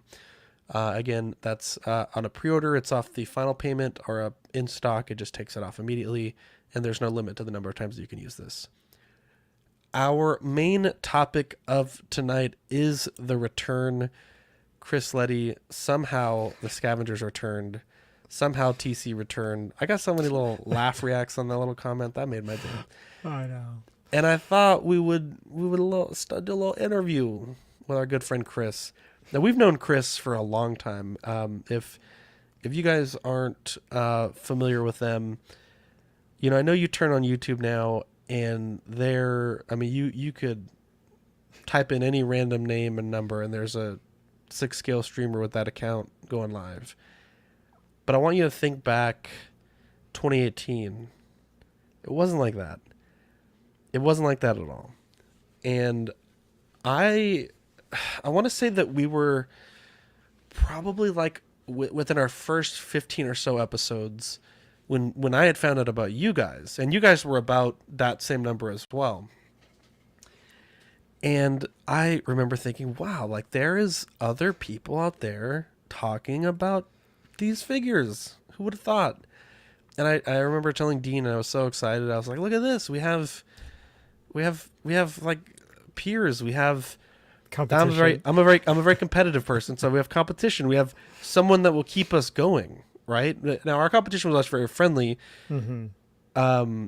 In the back of my mind, I always wanted to be better and to beat y'all in the best way possible. Yeah. Right. No, If you guys ever absolutely. needed any support, any questions, Oh, when we yeah. moved over to StreamYard, we had different chats when what was it? Google Rooms? I don't remember what it was called. Oh, yeah. Google something. Hangouts. When Yeah. Hangouts went bye-bye, we all had a chat and we all kind of started looking into the options. One of them that was presented, I don't recall who it was StreamYard, and obviously most of us use StreamYard now. Mm-hmm. But it was always a great relationship, and I've always credited you guys for being a big part of why we never quit, because I felt like I don't want to lose. Like, we want to keep pushing and pushing to do better. Mm-hmm. And anytime you guys did something new, I was like, okay, well, we got to do something new. Like, it was always a battle of escalation, and I want to thank you for that. Now, obviously, you are not the only scavenger. You have a team. So tell us about the show, the old show, the new show, Yeah. and your team. Yeah. So the old show, Sixth Scale Scavengers, the OG show. I mean, that one, like you mentioned, 2018. I mean, it was probably like February, March of 2018 when Brian Fontaine and I had, kind of come up with this idea to get into something that we were, we wanted our own thing. We wanted something that was different, something that we're passionate about. And so we came up with, let's focus on Sixth Scale, because honestly, early 2018, there was almost nobody doing anything Sixth Scale wise content. There were some podcasts out there that had been doing it for a little while. But it was different, a little bit different format. So yeah, I mean, I think it was like July of 2018, we finally put out our first episode, and then I think that fall, I think we kind of started connecting, and it was like it's like camaraderie, we were like bouncing ideas off of each other, and so that, yeah, you mentioned that great connection that we made, and still to this day, obviously. Yeah. But the original Scavengers, Sixth Scale Scavengers, it evolves over time. It was originally an audio only thing, and then we eventually shifted to live streaming, and kind of stuck with that ever since, and then uploaded the audio to the podcast providers and stuff. But we did it for a long time, and then finally, when TC decided that he had kind of wasn't feeling it anymore, Brian and I also, we weren't really feeling it. I think that was in 2021 when TC left, and we kind of tried to keep it going, change the format up a little bit, and it just didn't feel the same. So we kept it somewhat alive. The Facebook group was always alive. And, we just talked, during that period of time, we would always have like a figure that we'd talk about as far as the main topic. We talk about the news, kind of like, we do here. And it was just like guys hanging out and stuff. And along the way, we had different iterations. People came, people went, people split off and did their own thing. But the Scavengers kept going until we decided that was it. We were kind of hung it up. The main reason was we had a really extensive website that had these very detailed lists for Hot Toys. And eBay decided to change their format, and we lost those lists. And so I didn't fault Brian at all for kind of losing the momentum. The morale got taken. Yeah, and the wind taken out of his sails. Oh, totally. That. I know, that was so much time and effort. I mean, he didn't even want to think about how much time he'd actually put into those. But yeah, so sorry. I'm skipping ahead on some stuff here, but anyway, we just decided to take a break. Now it's a little bit different, a little bit more free form, talking about more things, like I talk about cards, comics, we'll talk about Sixth Scale, but we'll talk about different scale figures and even stuff outside of that. But yeah, just a little bit more, open to different topics is kind of what the return of the Scavengers is all about. Chris, I noticed you've got quite a few of the CW stickers in behind you there, buddy, by the way. Very nice. Oh, very nice. Yeah. Love to see it. Love to see it. Yeah.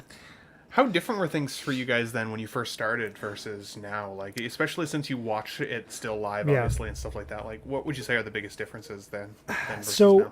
Yeah, I mean, definitely, like, before we would pre-record, and it was, obviously audio only, and Brian was like determined to have like the best audio possible. And so he would do all the editing. He would edit out all my ums and ahs and, rambling stories that went nowhere. And so he would spend a lot of time doing that. But I mean, early on, we got a lot of positive feedback on the quality of our audio podcast. And so that was nice. But then once we went to the live stream, it made, life a lot easier on Brian. And also we would record, but you couldn't see anybody. It was just like, like a Skype chat or something like that. Sure. Whereas when you can see everybody, you kind of know when somebody's ready to talk, and the flow of the conversation is a lot better. But I love making Dean laugh, for example. That makes my know. day. It just lights me up, Right? It's one of those I things. know. Like, And you then should never mute his laugh. Yeah, you just feed off that. Dean's laugh is like one of the. To be fair, I think he mutes his laugh most of the time. Yeah, I don't want to like drown people out with how hard. Oh my god, I can't tell you how many episodes of CW that like I'll be listening to in the car, and if Dean is laughing, I'm just like laughing along with him. I'll start unmuting from now. But yeah, I mean, that's kind of early on. It was all about like the quality of the product, because we just wanted to differentiate ourselves from other podcasts, because there were some other ones and it was pretty bad audio. Everybody was all different volume levels, and it was just like, we wanted to, try to be above that. So you don't have to call out CW like that, Chris. How fucking dare you? How dare Seriously. you? I was about to say that's one of the most respectable things about Zach, is his attention to the audio. I give him a lot of shit because he'll always like check your levels like before every show. What's your I'm gain like, at? Bro, stop. But I've been a part of some streams where not everyone is It's like on one that motherfucker level. screaming in your ear, and you're Oh like, my God. And "Holy Jesus!" It's like all I could focus on. Right. And then when you're listening, if you're listening to that stuff like in the car and you're like having to constantly turn the volume down and up and down and up, you're like, do I really want to even keep listening to this? And, but anyway, so that's kind of, one of the things that evolved and, you guys know, like the different, equipment, constantly upgrading and getting better equipment. And, there was a lot of stuff along the way that, kind of got us to where we are, at this point. You've been on our show, a few times since you guys kind of stopped doing the scavenger show, and we've talked about your cards, and we've talked about, you're still into like buying vintage collection stuff. And then even now you said you guys are talking about like other scale figures that you're buying. What other projects, maybe specifically you or even, Brian or TC, like what other projects have you guys like started working on before this new show started? Yeah. I mean, kind of, we did, do another podcast called The Cards Formula. And, that was, it was a fun run. I mean, we just kind of called it quits. After the last F1 race, we were just like, we weren't getting the traction that we wanted to. But it was super fun. I mean, I'm huge into F1 racing. There's F1 trading cards that are along with it, as well as a whole area, like collectibles galore related to Formula One, whether it be scale models, half scale helmets, like all sorts of different things, posters, prints, limited edition stuff, race worn gear. So, I mean, there's a lot of stuff to talk about, but again, different type of collector base, less willing to, get into the podcasts and the YouTube stuff. So that was a really fun run. I personally do a podcast called Collecting Tracks, and that's on the Fantha Tracks network. And Richard Hutchinson and I talk about different things every episode. We do it about every 6 weeks loosely. We've talked about, various vintage Star Wars collecting items, areas of collecting that are, super niche, super random. So that's been fun. It kind of filled that void for me, talking about vintage Star Wars collecting and Star Wars in general. And that's what kind of led us to start talking about, like, we want to talk about this stuff, and we don't really get that out with work, talking about F1. We would mention stuff here and there, but it doesn't quite fit. And so that's why we kind of wanted to start talking about all this cool stuff that we like. So you mentioned, before that you ended the show this last time, your collecting kind of cooled off. You were disenchanted with Hot Toys maybe a little bit. I'm seeing some newer figures behind you. What's your collecting Hot Toys look like over the last year? Oh man. Well, let's just say I pared down from, I had 103 Hot Toys. Wow. And I've pared down to, I think I have 20 or 21 Hot Toys now. Really dialed it in. I was slightly off the rails. That sounds painful to move that many. Oh as yeah. well. Yeah. And side note to that is partly felt as having a Sixth Scale channel and podcast, and felt like I had to keep up with the Joneses, and it went to a place that Not me, bro. Oh, we know.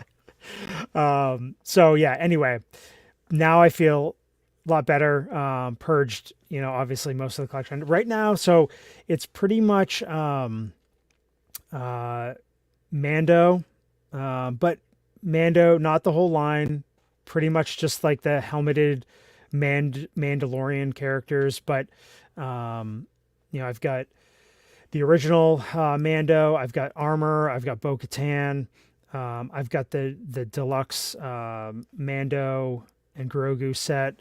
And then I've got like the Ahsoka Mando figure, Clone Wars Ahsoka, Rex, Captain Rex, so kind of a little bit of Clone Wars representation.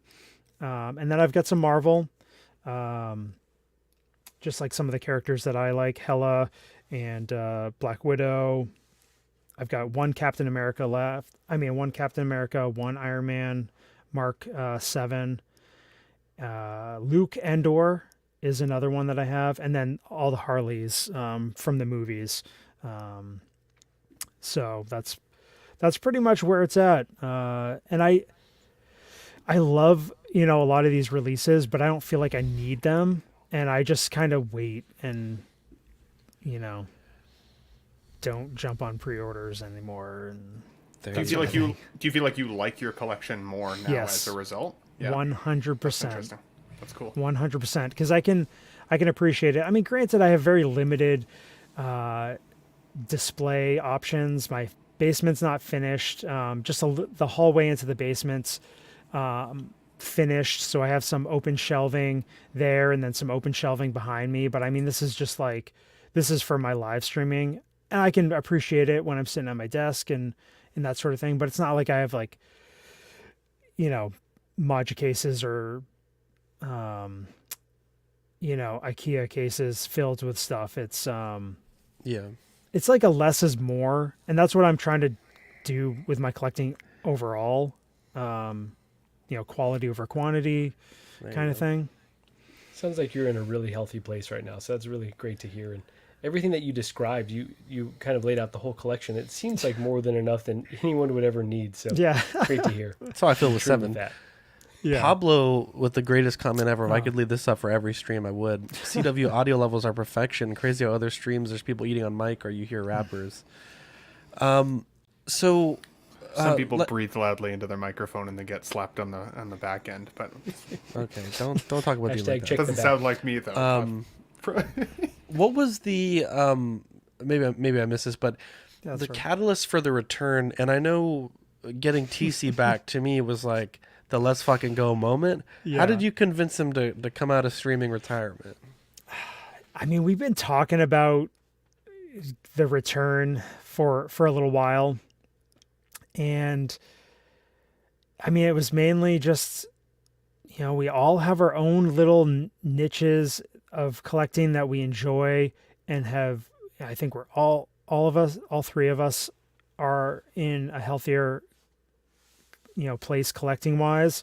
And, so it just, it kind of over the last couple months, we're like, let's just do it. And then, scheduling would work out. And then finally May the 4th, we're like, all right, let's just say we're doing a live stream, and we got some stuff to talk about. Sixth Scale, we got some other things that we can talk about Star Wars wise.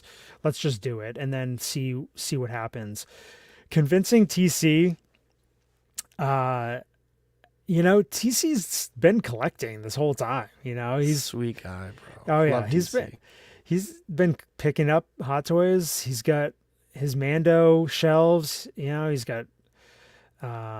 still got all kinds of stuff, prints and his comics and I've gotten him into comics. I've gotten him into like other things too. And he's gone down some rabbit holes, but yeah, we were just like, we're not doing it without you. Like, you're the eye candy. Like, we got to have the TC vocals on here. And he said, fine, I guess if the people want me, I got to give them what they want. And we did. There you go. So you've kind of mentioned some other interests that you have. So F1, Harry Potter. Yeah. How is the show going to incorporate those various interests from the multiple hosts? Yeah, I think so. because we all have our own like interests, and then we also share a lot of those interests too, so we can all, for the most part, bring something to the table. Like TC and I are into the sketch cards, and so Brian, acting as the host, is asking us the questions and explaining about it, and then he's like, oh man, he's starting to think about it, and as far as like all these different things, like we're going to eventually talk about comics, we'll talk about prints, talk about all this stuff. I just think from a like content wise perspective, like we just want to talk about the stuff that we're into and not talk about the stuff that we feel like we have to talk about. Cause that was one of the biggest things for us, was like, feel like we're going through the motions. It's like, here's the 1000th Spider-Man figure released. Here's the, this, that. And we're like, none of us even want these figures, and we're talking about them. At least we'll talk about stuff that we all want to either own or stuff that we've picked up. That's kind of like, we have a show and tell section where we each bring something to the table, 1 or 2 items, and they may be like Lego, they could be Hasbro, they could be, if we're into like a statue, or like I'm into like prototype figure, stuff for Hasbro, like I could talk about that. It's just like gives us more options. It's awesome to hear. A topic that's come up on our Patreon chat by Aries, a friend of the show, about streamers and their audience and how that influence plays out.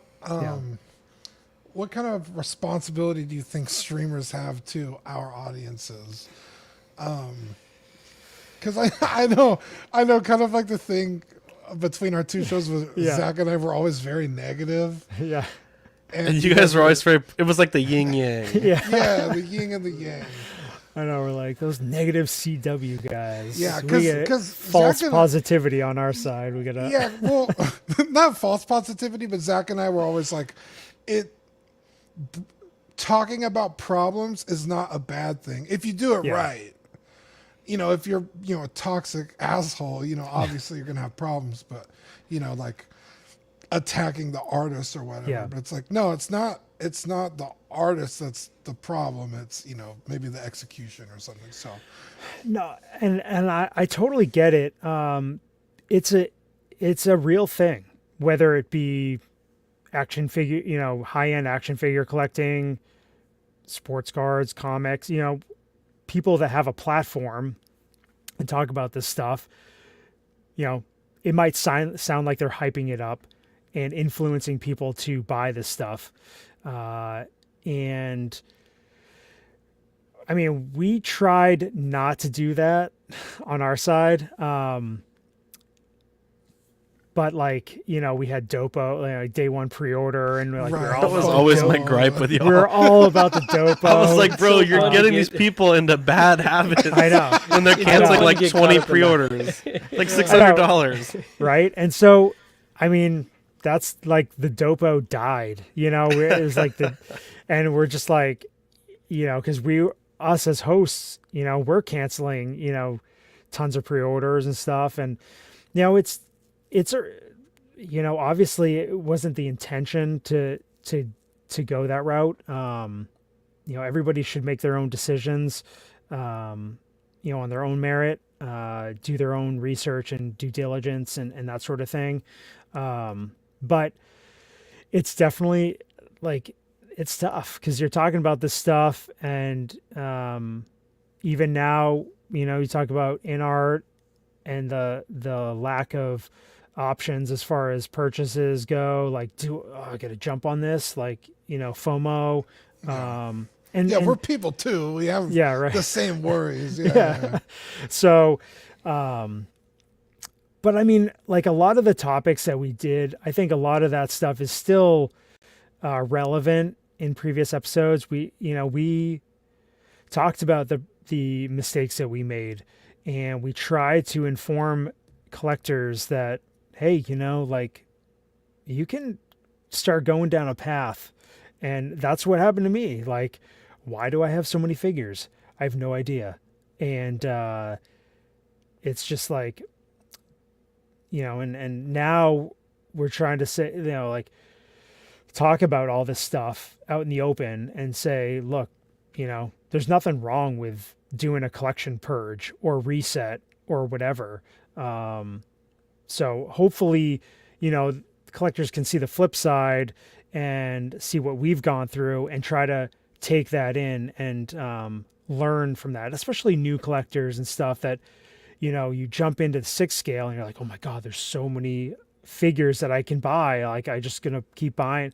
Oh, this one's on clearance. This one's on, I'm just, oh my God, do I even want these figures? Like, Facebook Marketplace gets me every fucking time, yeah. man. Yeah. There's always a good deal. Oh, on that there. deal. I can't even look at it anymore. I'm like, I can't even look. Just like, finally I had to stop going to OSR BST is just too much.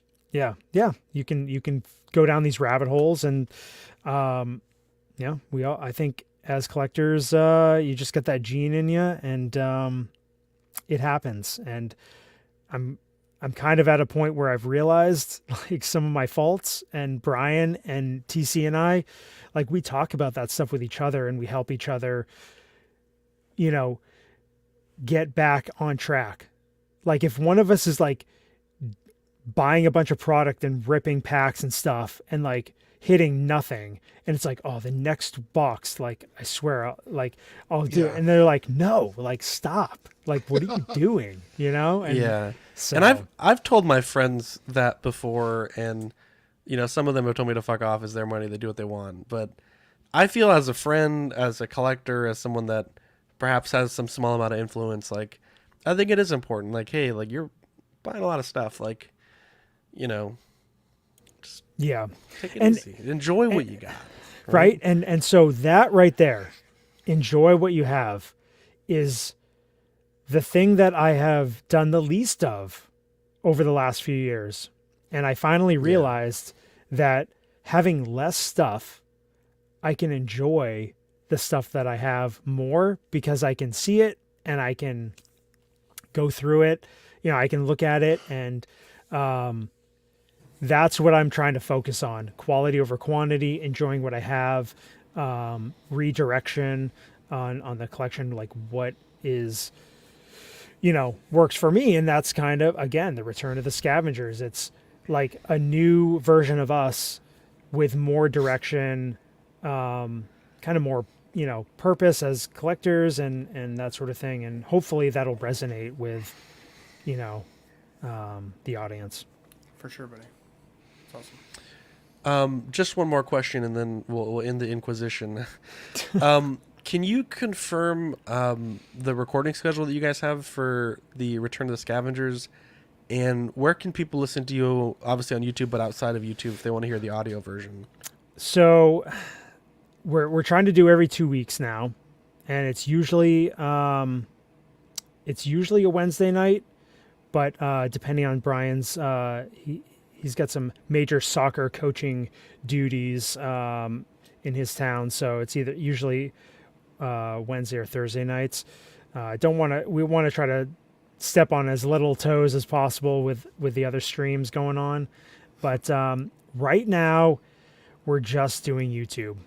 We're not doing any audio just because of that extra time. It's not a ton of extra time, but for Brian having to upload everything, and it might change in the future, but as of right now, we're just doing YouTube, Sixth Scale Scavengers. Yeah, it's hard not to step on toes, but if you start streaming at 3:00 on Sundays, the Let's Get Nuts people are coming for you. I'm just putting it out there. I don't think that'll They're crazy folks, man. Just put it out there. I'll be honest. On the side of the Scavengers, I'm sorry. It's Ben is crazy folks.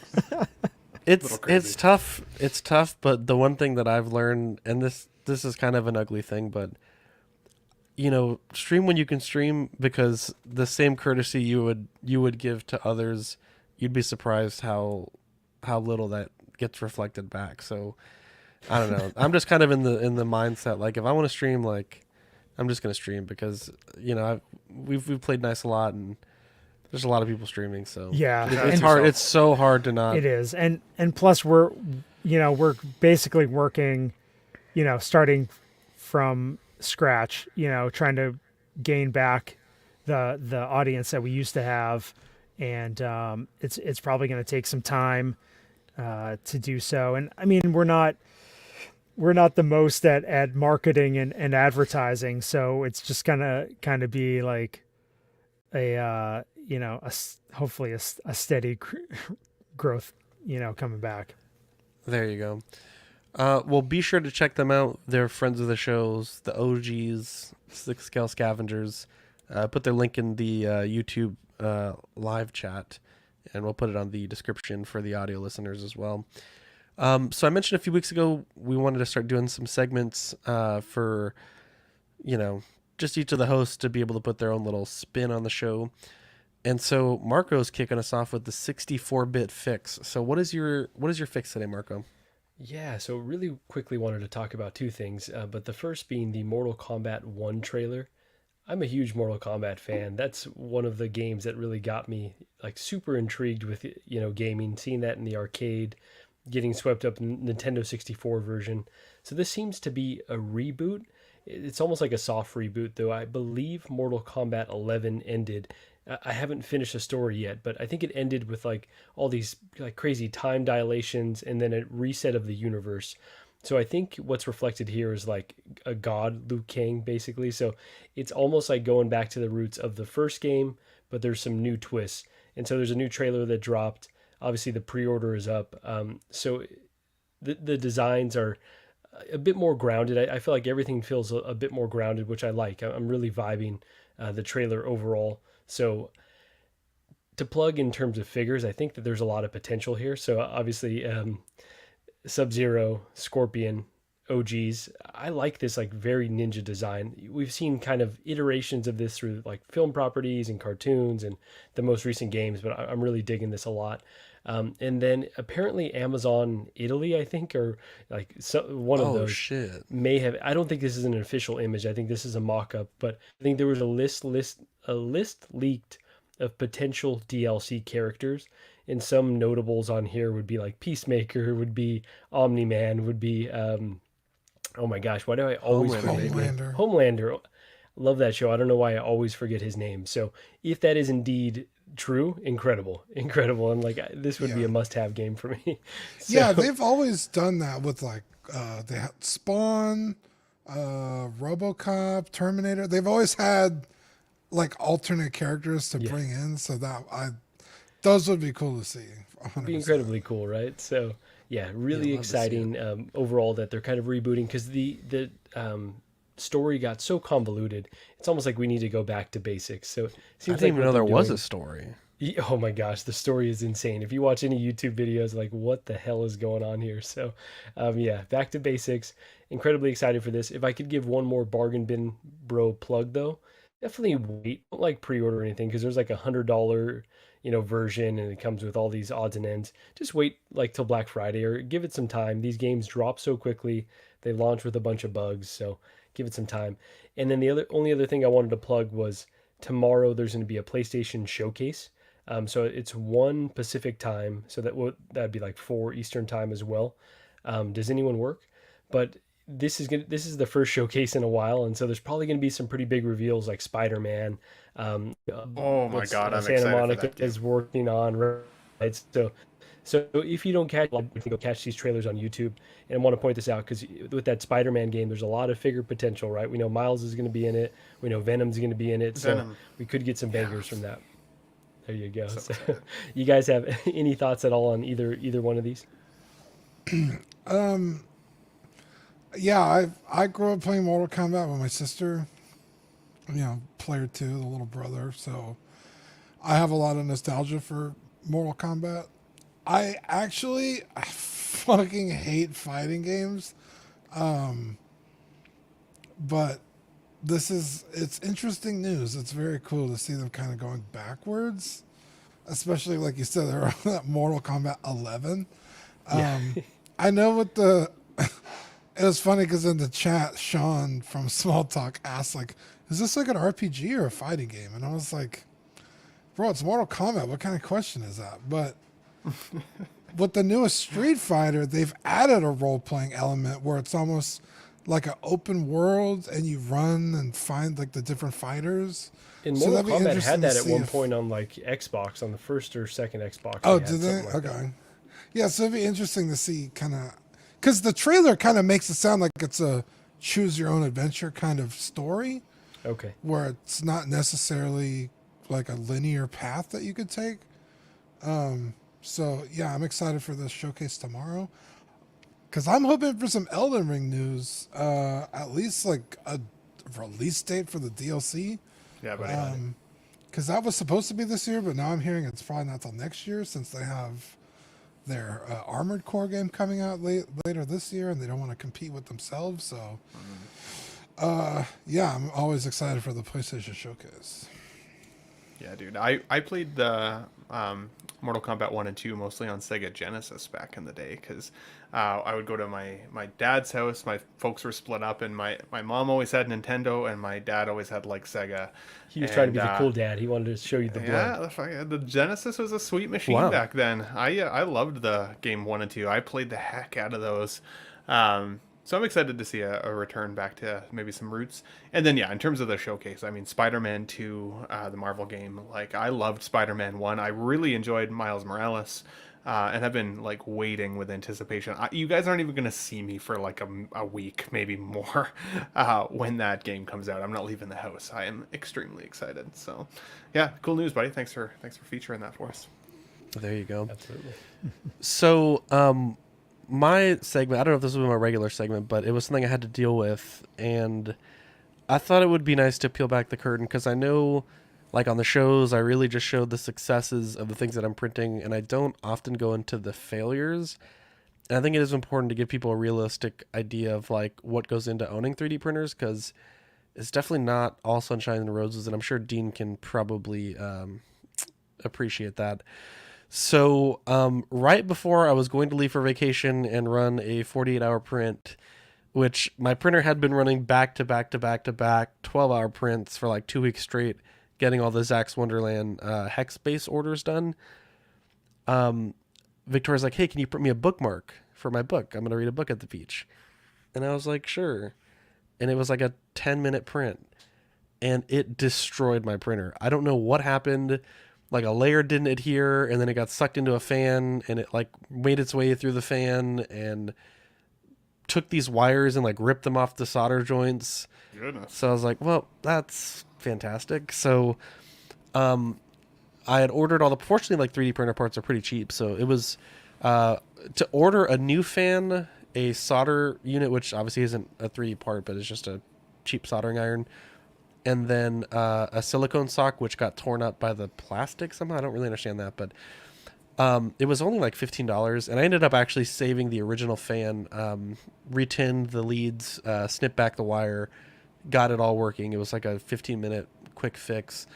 And then I was like, okay, well, that's great. And so I ran a test print, and it didn't work. And turns out the nozzle had, I guess, filament stuck in it, and I guess that was part of the reason why it failed. And so I had to replace the nozzle, which, again, pretty easy fix, cheap part. I have plenty of nozzles. But I think if you're trying to get into 3D printing hobby, I think you do need to learn a lot of skills, a lot of troubleshooting stuff, because, you know, it is a complicated machine that is, you know, does a lot, and there are a lot of parts in that machine that make it work. And so to be able to diagnose and understand what the anatomy of the parts that you're looking at and why things went wrong, I think is definitely a skill that you'll need to have. Now, I don't have any photos, and I apologize because it's really a messy process, but the resin printer, I've been having like nonstop failures on it, like parts that I know I've printed these parts like 10 times. Like I know that they're supported properly. I know my build plate is level. I know that this should work, and they've just been failing. And I first thought that was my resin, so I mixed it up. Nope. I filtered it. Nope, there's nothing in the liquid. And I don't know if it's worked yet because it's printing now, but I think what may have happened is the screen protector may have had some resin on it, combined with the FEP, which with the resin printer, it's a UV-based system, and you basically print a layer on this plastic sheet, and then the build plate will pull it off, and it kind of continually prints on that sheet. And so over time, as you print a lot, the tension that's on that sheet can change, and it'll lead to a lot of failures. It just kind of loosens up over time. And so the only thing I can think of is either my screen's going out or it's the FEP. And so I had to replace the FEP and then the screen protector because that had got some resin on it. And so I'm running a print, and if this print fails, I just don't understand. Maybe I just suck at 3D printing because I'm like giving this thing like max supports, max everything, like, and if it still fails, I don't understand. And it's weird because I printed some of these ARC Trooper blasters, and so I know the file works, and then they just like immediately stop working. So it's something weird with like something on the printer that's not working. So I ran another batch. I'm low on resin, so I pretty much just ran just a few quick prints. So I'm hoping I can get it figured out because it's super frustrating. And it's like I've been printing perfectly fine for like 6 months, and I just hit like a wall this past week with both printers. So yeah. Did you design the logo for it? For Zach's Wonderland? No. So I gave Manny some particulars, and he gave me I think 15 ideas, and we kind of workshopped this one. But it's a fantastic logo. I did not realize it was a 3D printer printing your logo. I hadn't looked at it that close literally until this show. That's awesome, buddy. I like it. Yeah. That's cool. So, I talk a lot about 3D printing, but just be ready to just have your day completely ruined. And it's funny because that 48-hour print was supposed to be done when I got back from vacation. I was about to say, dude, and then the worst part is I started printing. I know everything works, but then the adhesion wasn't right. So like I was able to just literally pull the layers apart. But I think it's because it's glow-in-the-dark filament, and I had left it out for like a month, and I think it just got a bunch of water in it, like the humidity in it's changed. So I'm gonna start fresh, brand new spool of plastic, see if it works. But I think I fixed all the issues, but I need to like get a print off so I can make sure I'm not going crazy because it stresses me out a little bit. It can be incredibly stressful because, like you said, the prints are sometimes days long, and it's like that last 5 yards to the touchdown, and it fucking fails. Dean. And there's not a goddamn thing you can do about it. And all that material's wasted. There's no real easy way to melt it down and reuse it. Yeah. And if it's resin, you're really fucked. It's so disheartening sometimes. Mr. Musashi has some great comments here. Always the way it happens, right? The 10-minute print ruins things, not the 2-week print. Sounds like sports. Come on, guys. One more point and injury. He says, are some of these issues due to the model of the machine, or do these things happen no matter how expensive or how high-end your machine is? So I think on both of those, I think it's just about to say this, and I didn't want to be a dick to you because my machines I did not pay for, and they are much more expensive. I never have these issues, and I run my printers nonstop for work. I would say the fan issue is probably more directly related to the quality of the parts because I didn't really pull the fan, this whole unit off that hard, and the solder joint ripped off. I would say the nozzle, I would assume for the Prussias you have to replace the nozzles. Yeah, it's just like the best way I can describe it, Mr. Musashi, is like changing the oil on your car. Like it's just a part that is consumed through the use of the printer. Yeah, it's a because I had this nozzle for about 6 months, so that's a pretty good. That's as pretty much good. As I've been printing. It's a part that is always under stress because it heats up, cools down, heats up, cools down. There'll be like splinter fractions in it that you can't even see with the naked eye, but it matters when you're getting down to the tiny minuscule minutia numbers of printing and stuff. So yeah, that is a part that eventually will give out. Sure. Now Sean says had the same issue, Zach, replacing the FEP work. That's super great to hear because I've been stressing about it all day because I'm not saying I put the food on my table with Zach's Wonderland, but it certainly does help at the end of the month when people are paying prints and I can like kind of have a little bit of like fun money. But yeah, I'm just like shit. I gotta get this shit figured out because I only have one of each printer. So when they take a shit, it's a big deal. Yeah, Weird. I am not very well versed in resin printing. I don't have a resin. Well, we have a resin printer, but I don't have it. And I don't use it. So that to me is like a whole other like. PLA printing and SLA printing are so different. It's totally different. It's completely different. Yeah. There's no like fire hazard or anything. Like if it fails mid print, they can't like light itself on fire or something silly. It's like, mostly like, I mean, I hope not. Yeah. Now I will say when it failed, there's plastic like strings everywhere, but like the nozzle is pretty self-contained. Like the heating element is surrounded by a silicone sock, and like there are things to protect it. And obviously, in my case, the silicone sock got ruined. But I think that's by design, so that. But I don't think they get that hot where it would actually catch fire. It would just basically make like real gooey plastic. Gotcha. Yeah, because by the time the needle is moved past the plastic, it's already cooling. That it's printed, it's pretty much cooled down. Yeah. You can touch it. Yeah. It might be a little warm, but yeah. I know we're running a bit long, so we'll blow through these quickly. Hot seat. So Dave Brandt, it ain't much, but it's honest work, unfortunately passed away this week. And one of my favorite memes of all time. And I just want to know, I'm just going to give you guys 1 point each. We're not going to put anything on the clock. What is your favorite meme? Or one of your favorite memes recently? Of all time, or recently, or of all time? Oof, man, that's a good question. We'll just do 1 point because I know we're running a bit long tonight.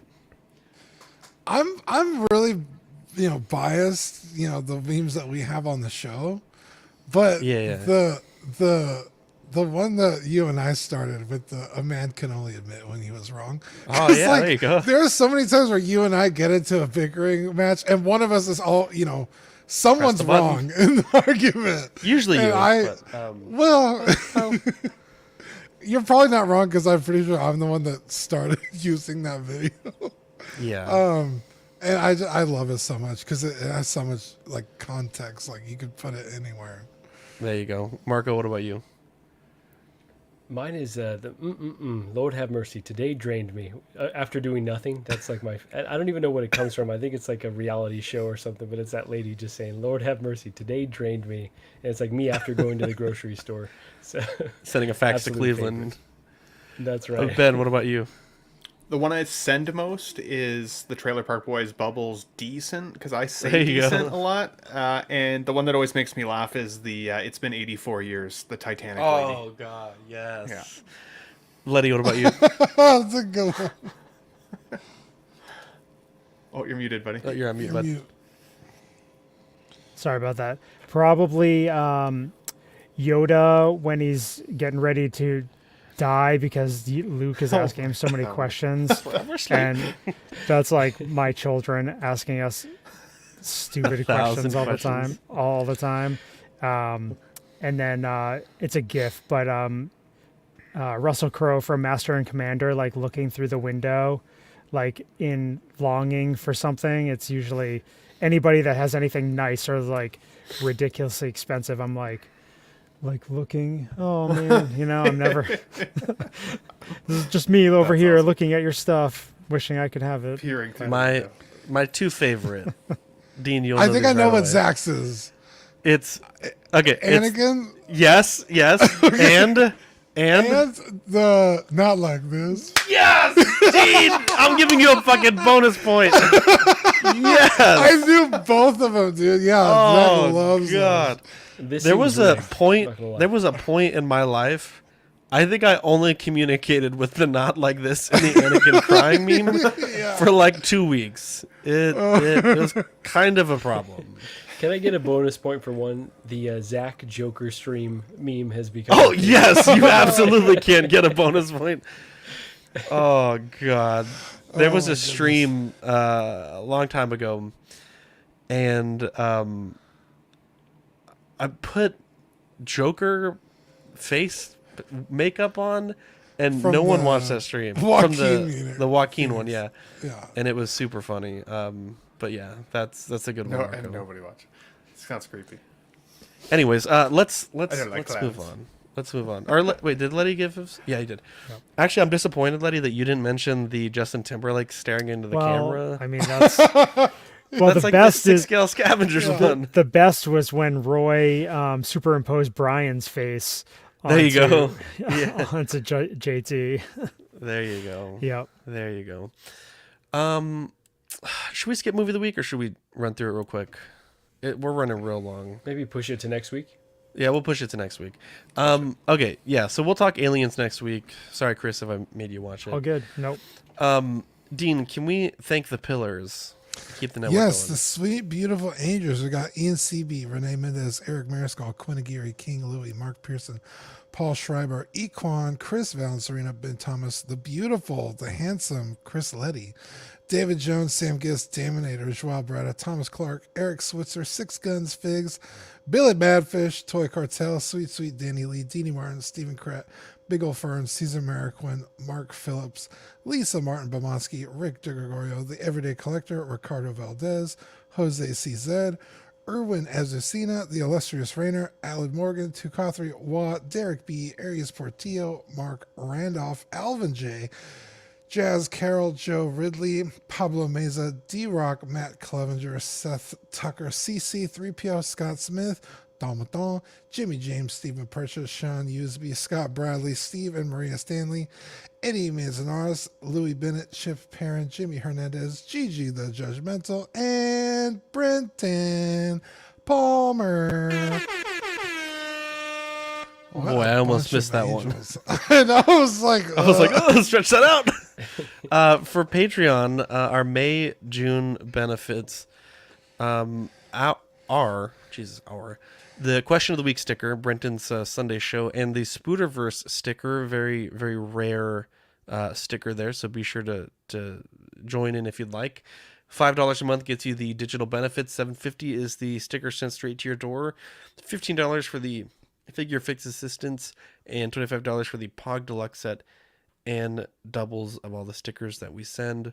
Marco, can you do me a solid? Can you read these for me? My voice is just gone today. Absolutely. Reading is not my strong suit. I did go to public school, but Absolute Irwin, Alvin J, Andre, Andreas IB, Andrew Gibo, Benjamin Hansen, Big Ol' Fern, Bird Dad Life, Bob Dylan, CC3PO, Chris V, Cram, CT603, DJ, we got Daminator, we got Dante's Boneyard, Eclectic Collector, Equan, Fat Batman, Gare Bear, the Absolute Legend, Gotham Cenobites, Jake, Just Another Friday Night, Justin Sports Card, KJ Smith, LV Avenger 702, Mark Pearson, that sweet angel, Eddie Money Mendez, Mr. Mom Collectibles, we got Knight, OG Fan, OMFG Rick, 1/6 Figure Focus, Paul Schreiber, Philip the Fool, S-Beam, Sam Giss, Slifer, SpongeBob SquareBowls, Sunnyvale Russ, The Ben Thomas Show, Toy Cartel, and Zeke. Thank you so YouTube much. channel members. Decent. 99 cents for the Patreon only. You get loyalty badges, emojis, member shoutouts. If you're not a Patreon member, it's $2.99. You get all the same perks. Just a little bit of a discount for being a Patreon member. Looking at the network, we have After Dark tomorrow at 10:30. We have OFAC and Small Talk on Thursday. Ian had to push things back to a week. Live and Let Dice on Saturday. We also have Collectors Club, the place to be on a Friday night at 10 o'clock on Friday. Question Week on Sunday. And I want to say, Dean, we're recording either Ox PD or Cowboys sometime this week. So stay tuned for that if you are a... It's not D&D this week? Yeah, I said that. But I'm saying, like, we got to record it so we can okay, yeah, air absolutely. it sometime Sunday or whatever. And Bob Dylan gifted 10 YouTube channel memberships. Thank you for that, Bob. What a I'll have legend. to Thanks, update Bob. this. I was so proud of myself. I got everything updated last night, but appreciate the support, Bob. You sweet, sweet angel. We also have t-shirts on TeePublic. Those are on sale. Be sure to check those out if you want to rep the network there. The O's All the Wise shirt, as seen today, is on there. Shout out to Vervain for drawing the Chibis. Season 2 D&D shirt, Chibis. Fuck you, Ben. D&D shirt chibies. Why is he laughing? Those are Why he's amazing. laughing? What the hell, Ben? Just the way you said chibies made me laugh. I don't know what you want me to Okay, say. Ben, you It's fucking been guy. 2 hours. I That's haven't what eaten they're anything. called. I haven't eaten either, Ben. We're all in the same fucking boat. Two things. Nah, Dean has I have- something you can eat. Two things. Hot dogs. I got to meet or hang out briefly with a fellow collector today, and I haven't seen them in a long time, and it was nice. Obviously during that time, I don't think I was a great friend. Hadn't checked in on them. They'd been going through a lot, and so Dean, you'll remember them. Alan from the Stash Bin. Oh, He yeah. picked up a figure for me today, and turns out he lives right down the street from me. So we're gonna get together next weekend when he has his daughter and do a little barbecue. So I'm very excited about that. So shout out to Alan. Nice. He's been having a lot of stuff going on in his On life the hold past few until years. Alan. On hold until Alan, yeah. Yeah. And I miss him, and I love him, and he would always call me a big brother, and I always really like that. And check in on your friends, because I did a bad job, and I never checked in on my friends. But I'm glad he's doing all right. It's a major, for sure. major character development for Zach to recognize that. Okay, That's important. Okay. No. I'm not being a smartass. Like to know that you fucked up and to admit it and to Yeah, I felt bad.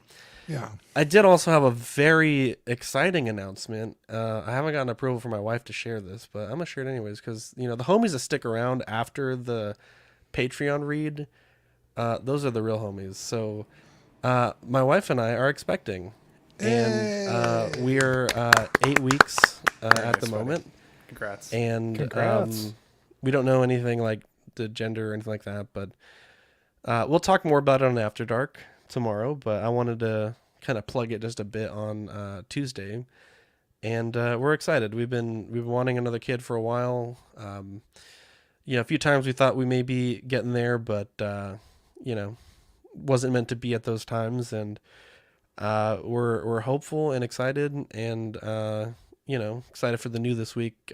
Due date is December 27th, so really excited for that. And for tax purposes, I hope it's in 2023, because I need that dual child income. Paul Schreiber with the $50 super chat. Thanks, Paul. I appreciate that, buddy. Love That's you. awesome. Thanks, Love Paul. you, my guy. So, Who's the Bob Dylan, the Oxfather seed lives on. There you go. I would play the nut button, but I don't think that's appropriate with No, it's very my wife's. Anyways, so I love you guys. And do you guys have anything that you want to plug? I know you guys all got your own channels and everything. So Can I the just floor shout is out the yours. Scavengers coming back? Like, that's so incredibly exciting. It really Y'all were the is. first Sixth Scale podcast I found. That's the way I found CW. I think Dean was on one of your episodes. You definitely got myself and other people in the community through some very hard times during the pandemic. So great to see y'all back. Appreciate There it. you go. Appreciate it. Happy to be back. And, thanks guys for having me on, and, hopefully, be on again in the future. Yeah. Sorry we kept you up so late, bud. Yes, I need to go to bed. What about you, Ben? Two quick things. So, thank you to everybody who's been reaching out to me through private messages after LWO's stream last week. I shared some personal news of things that are happening in my life. It's been a bit of a hard 2 weeks.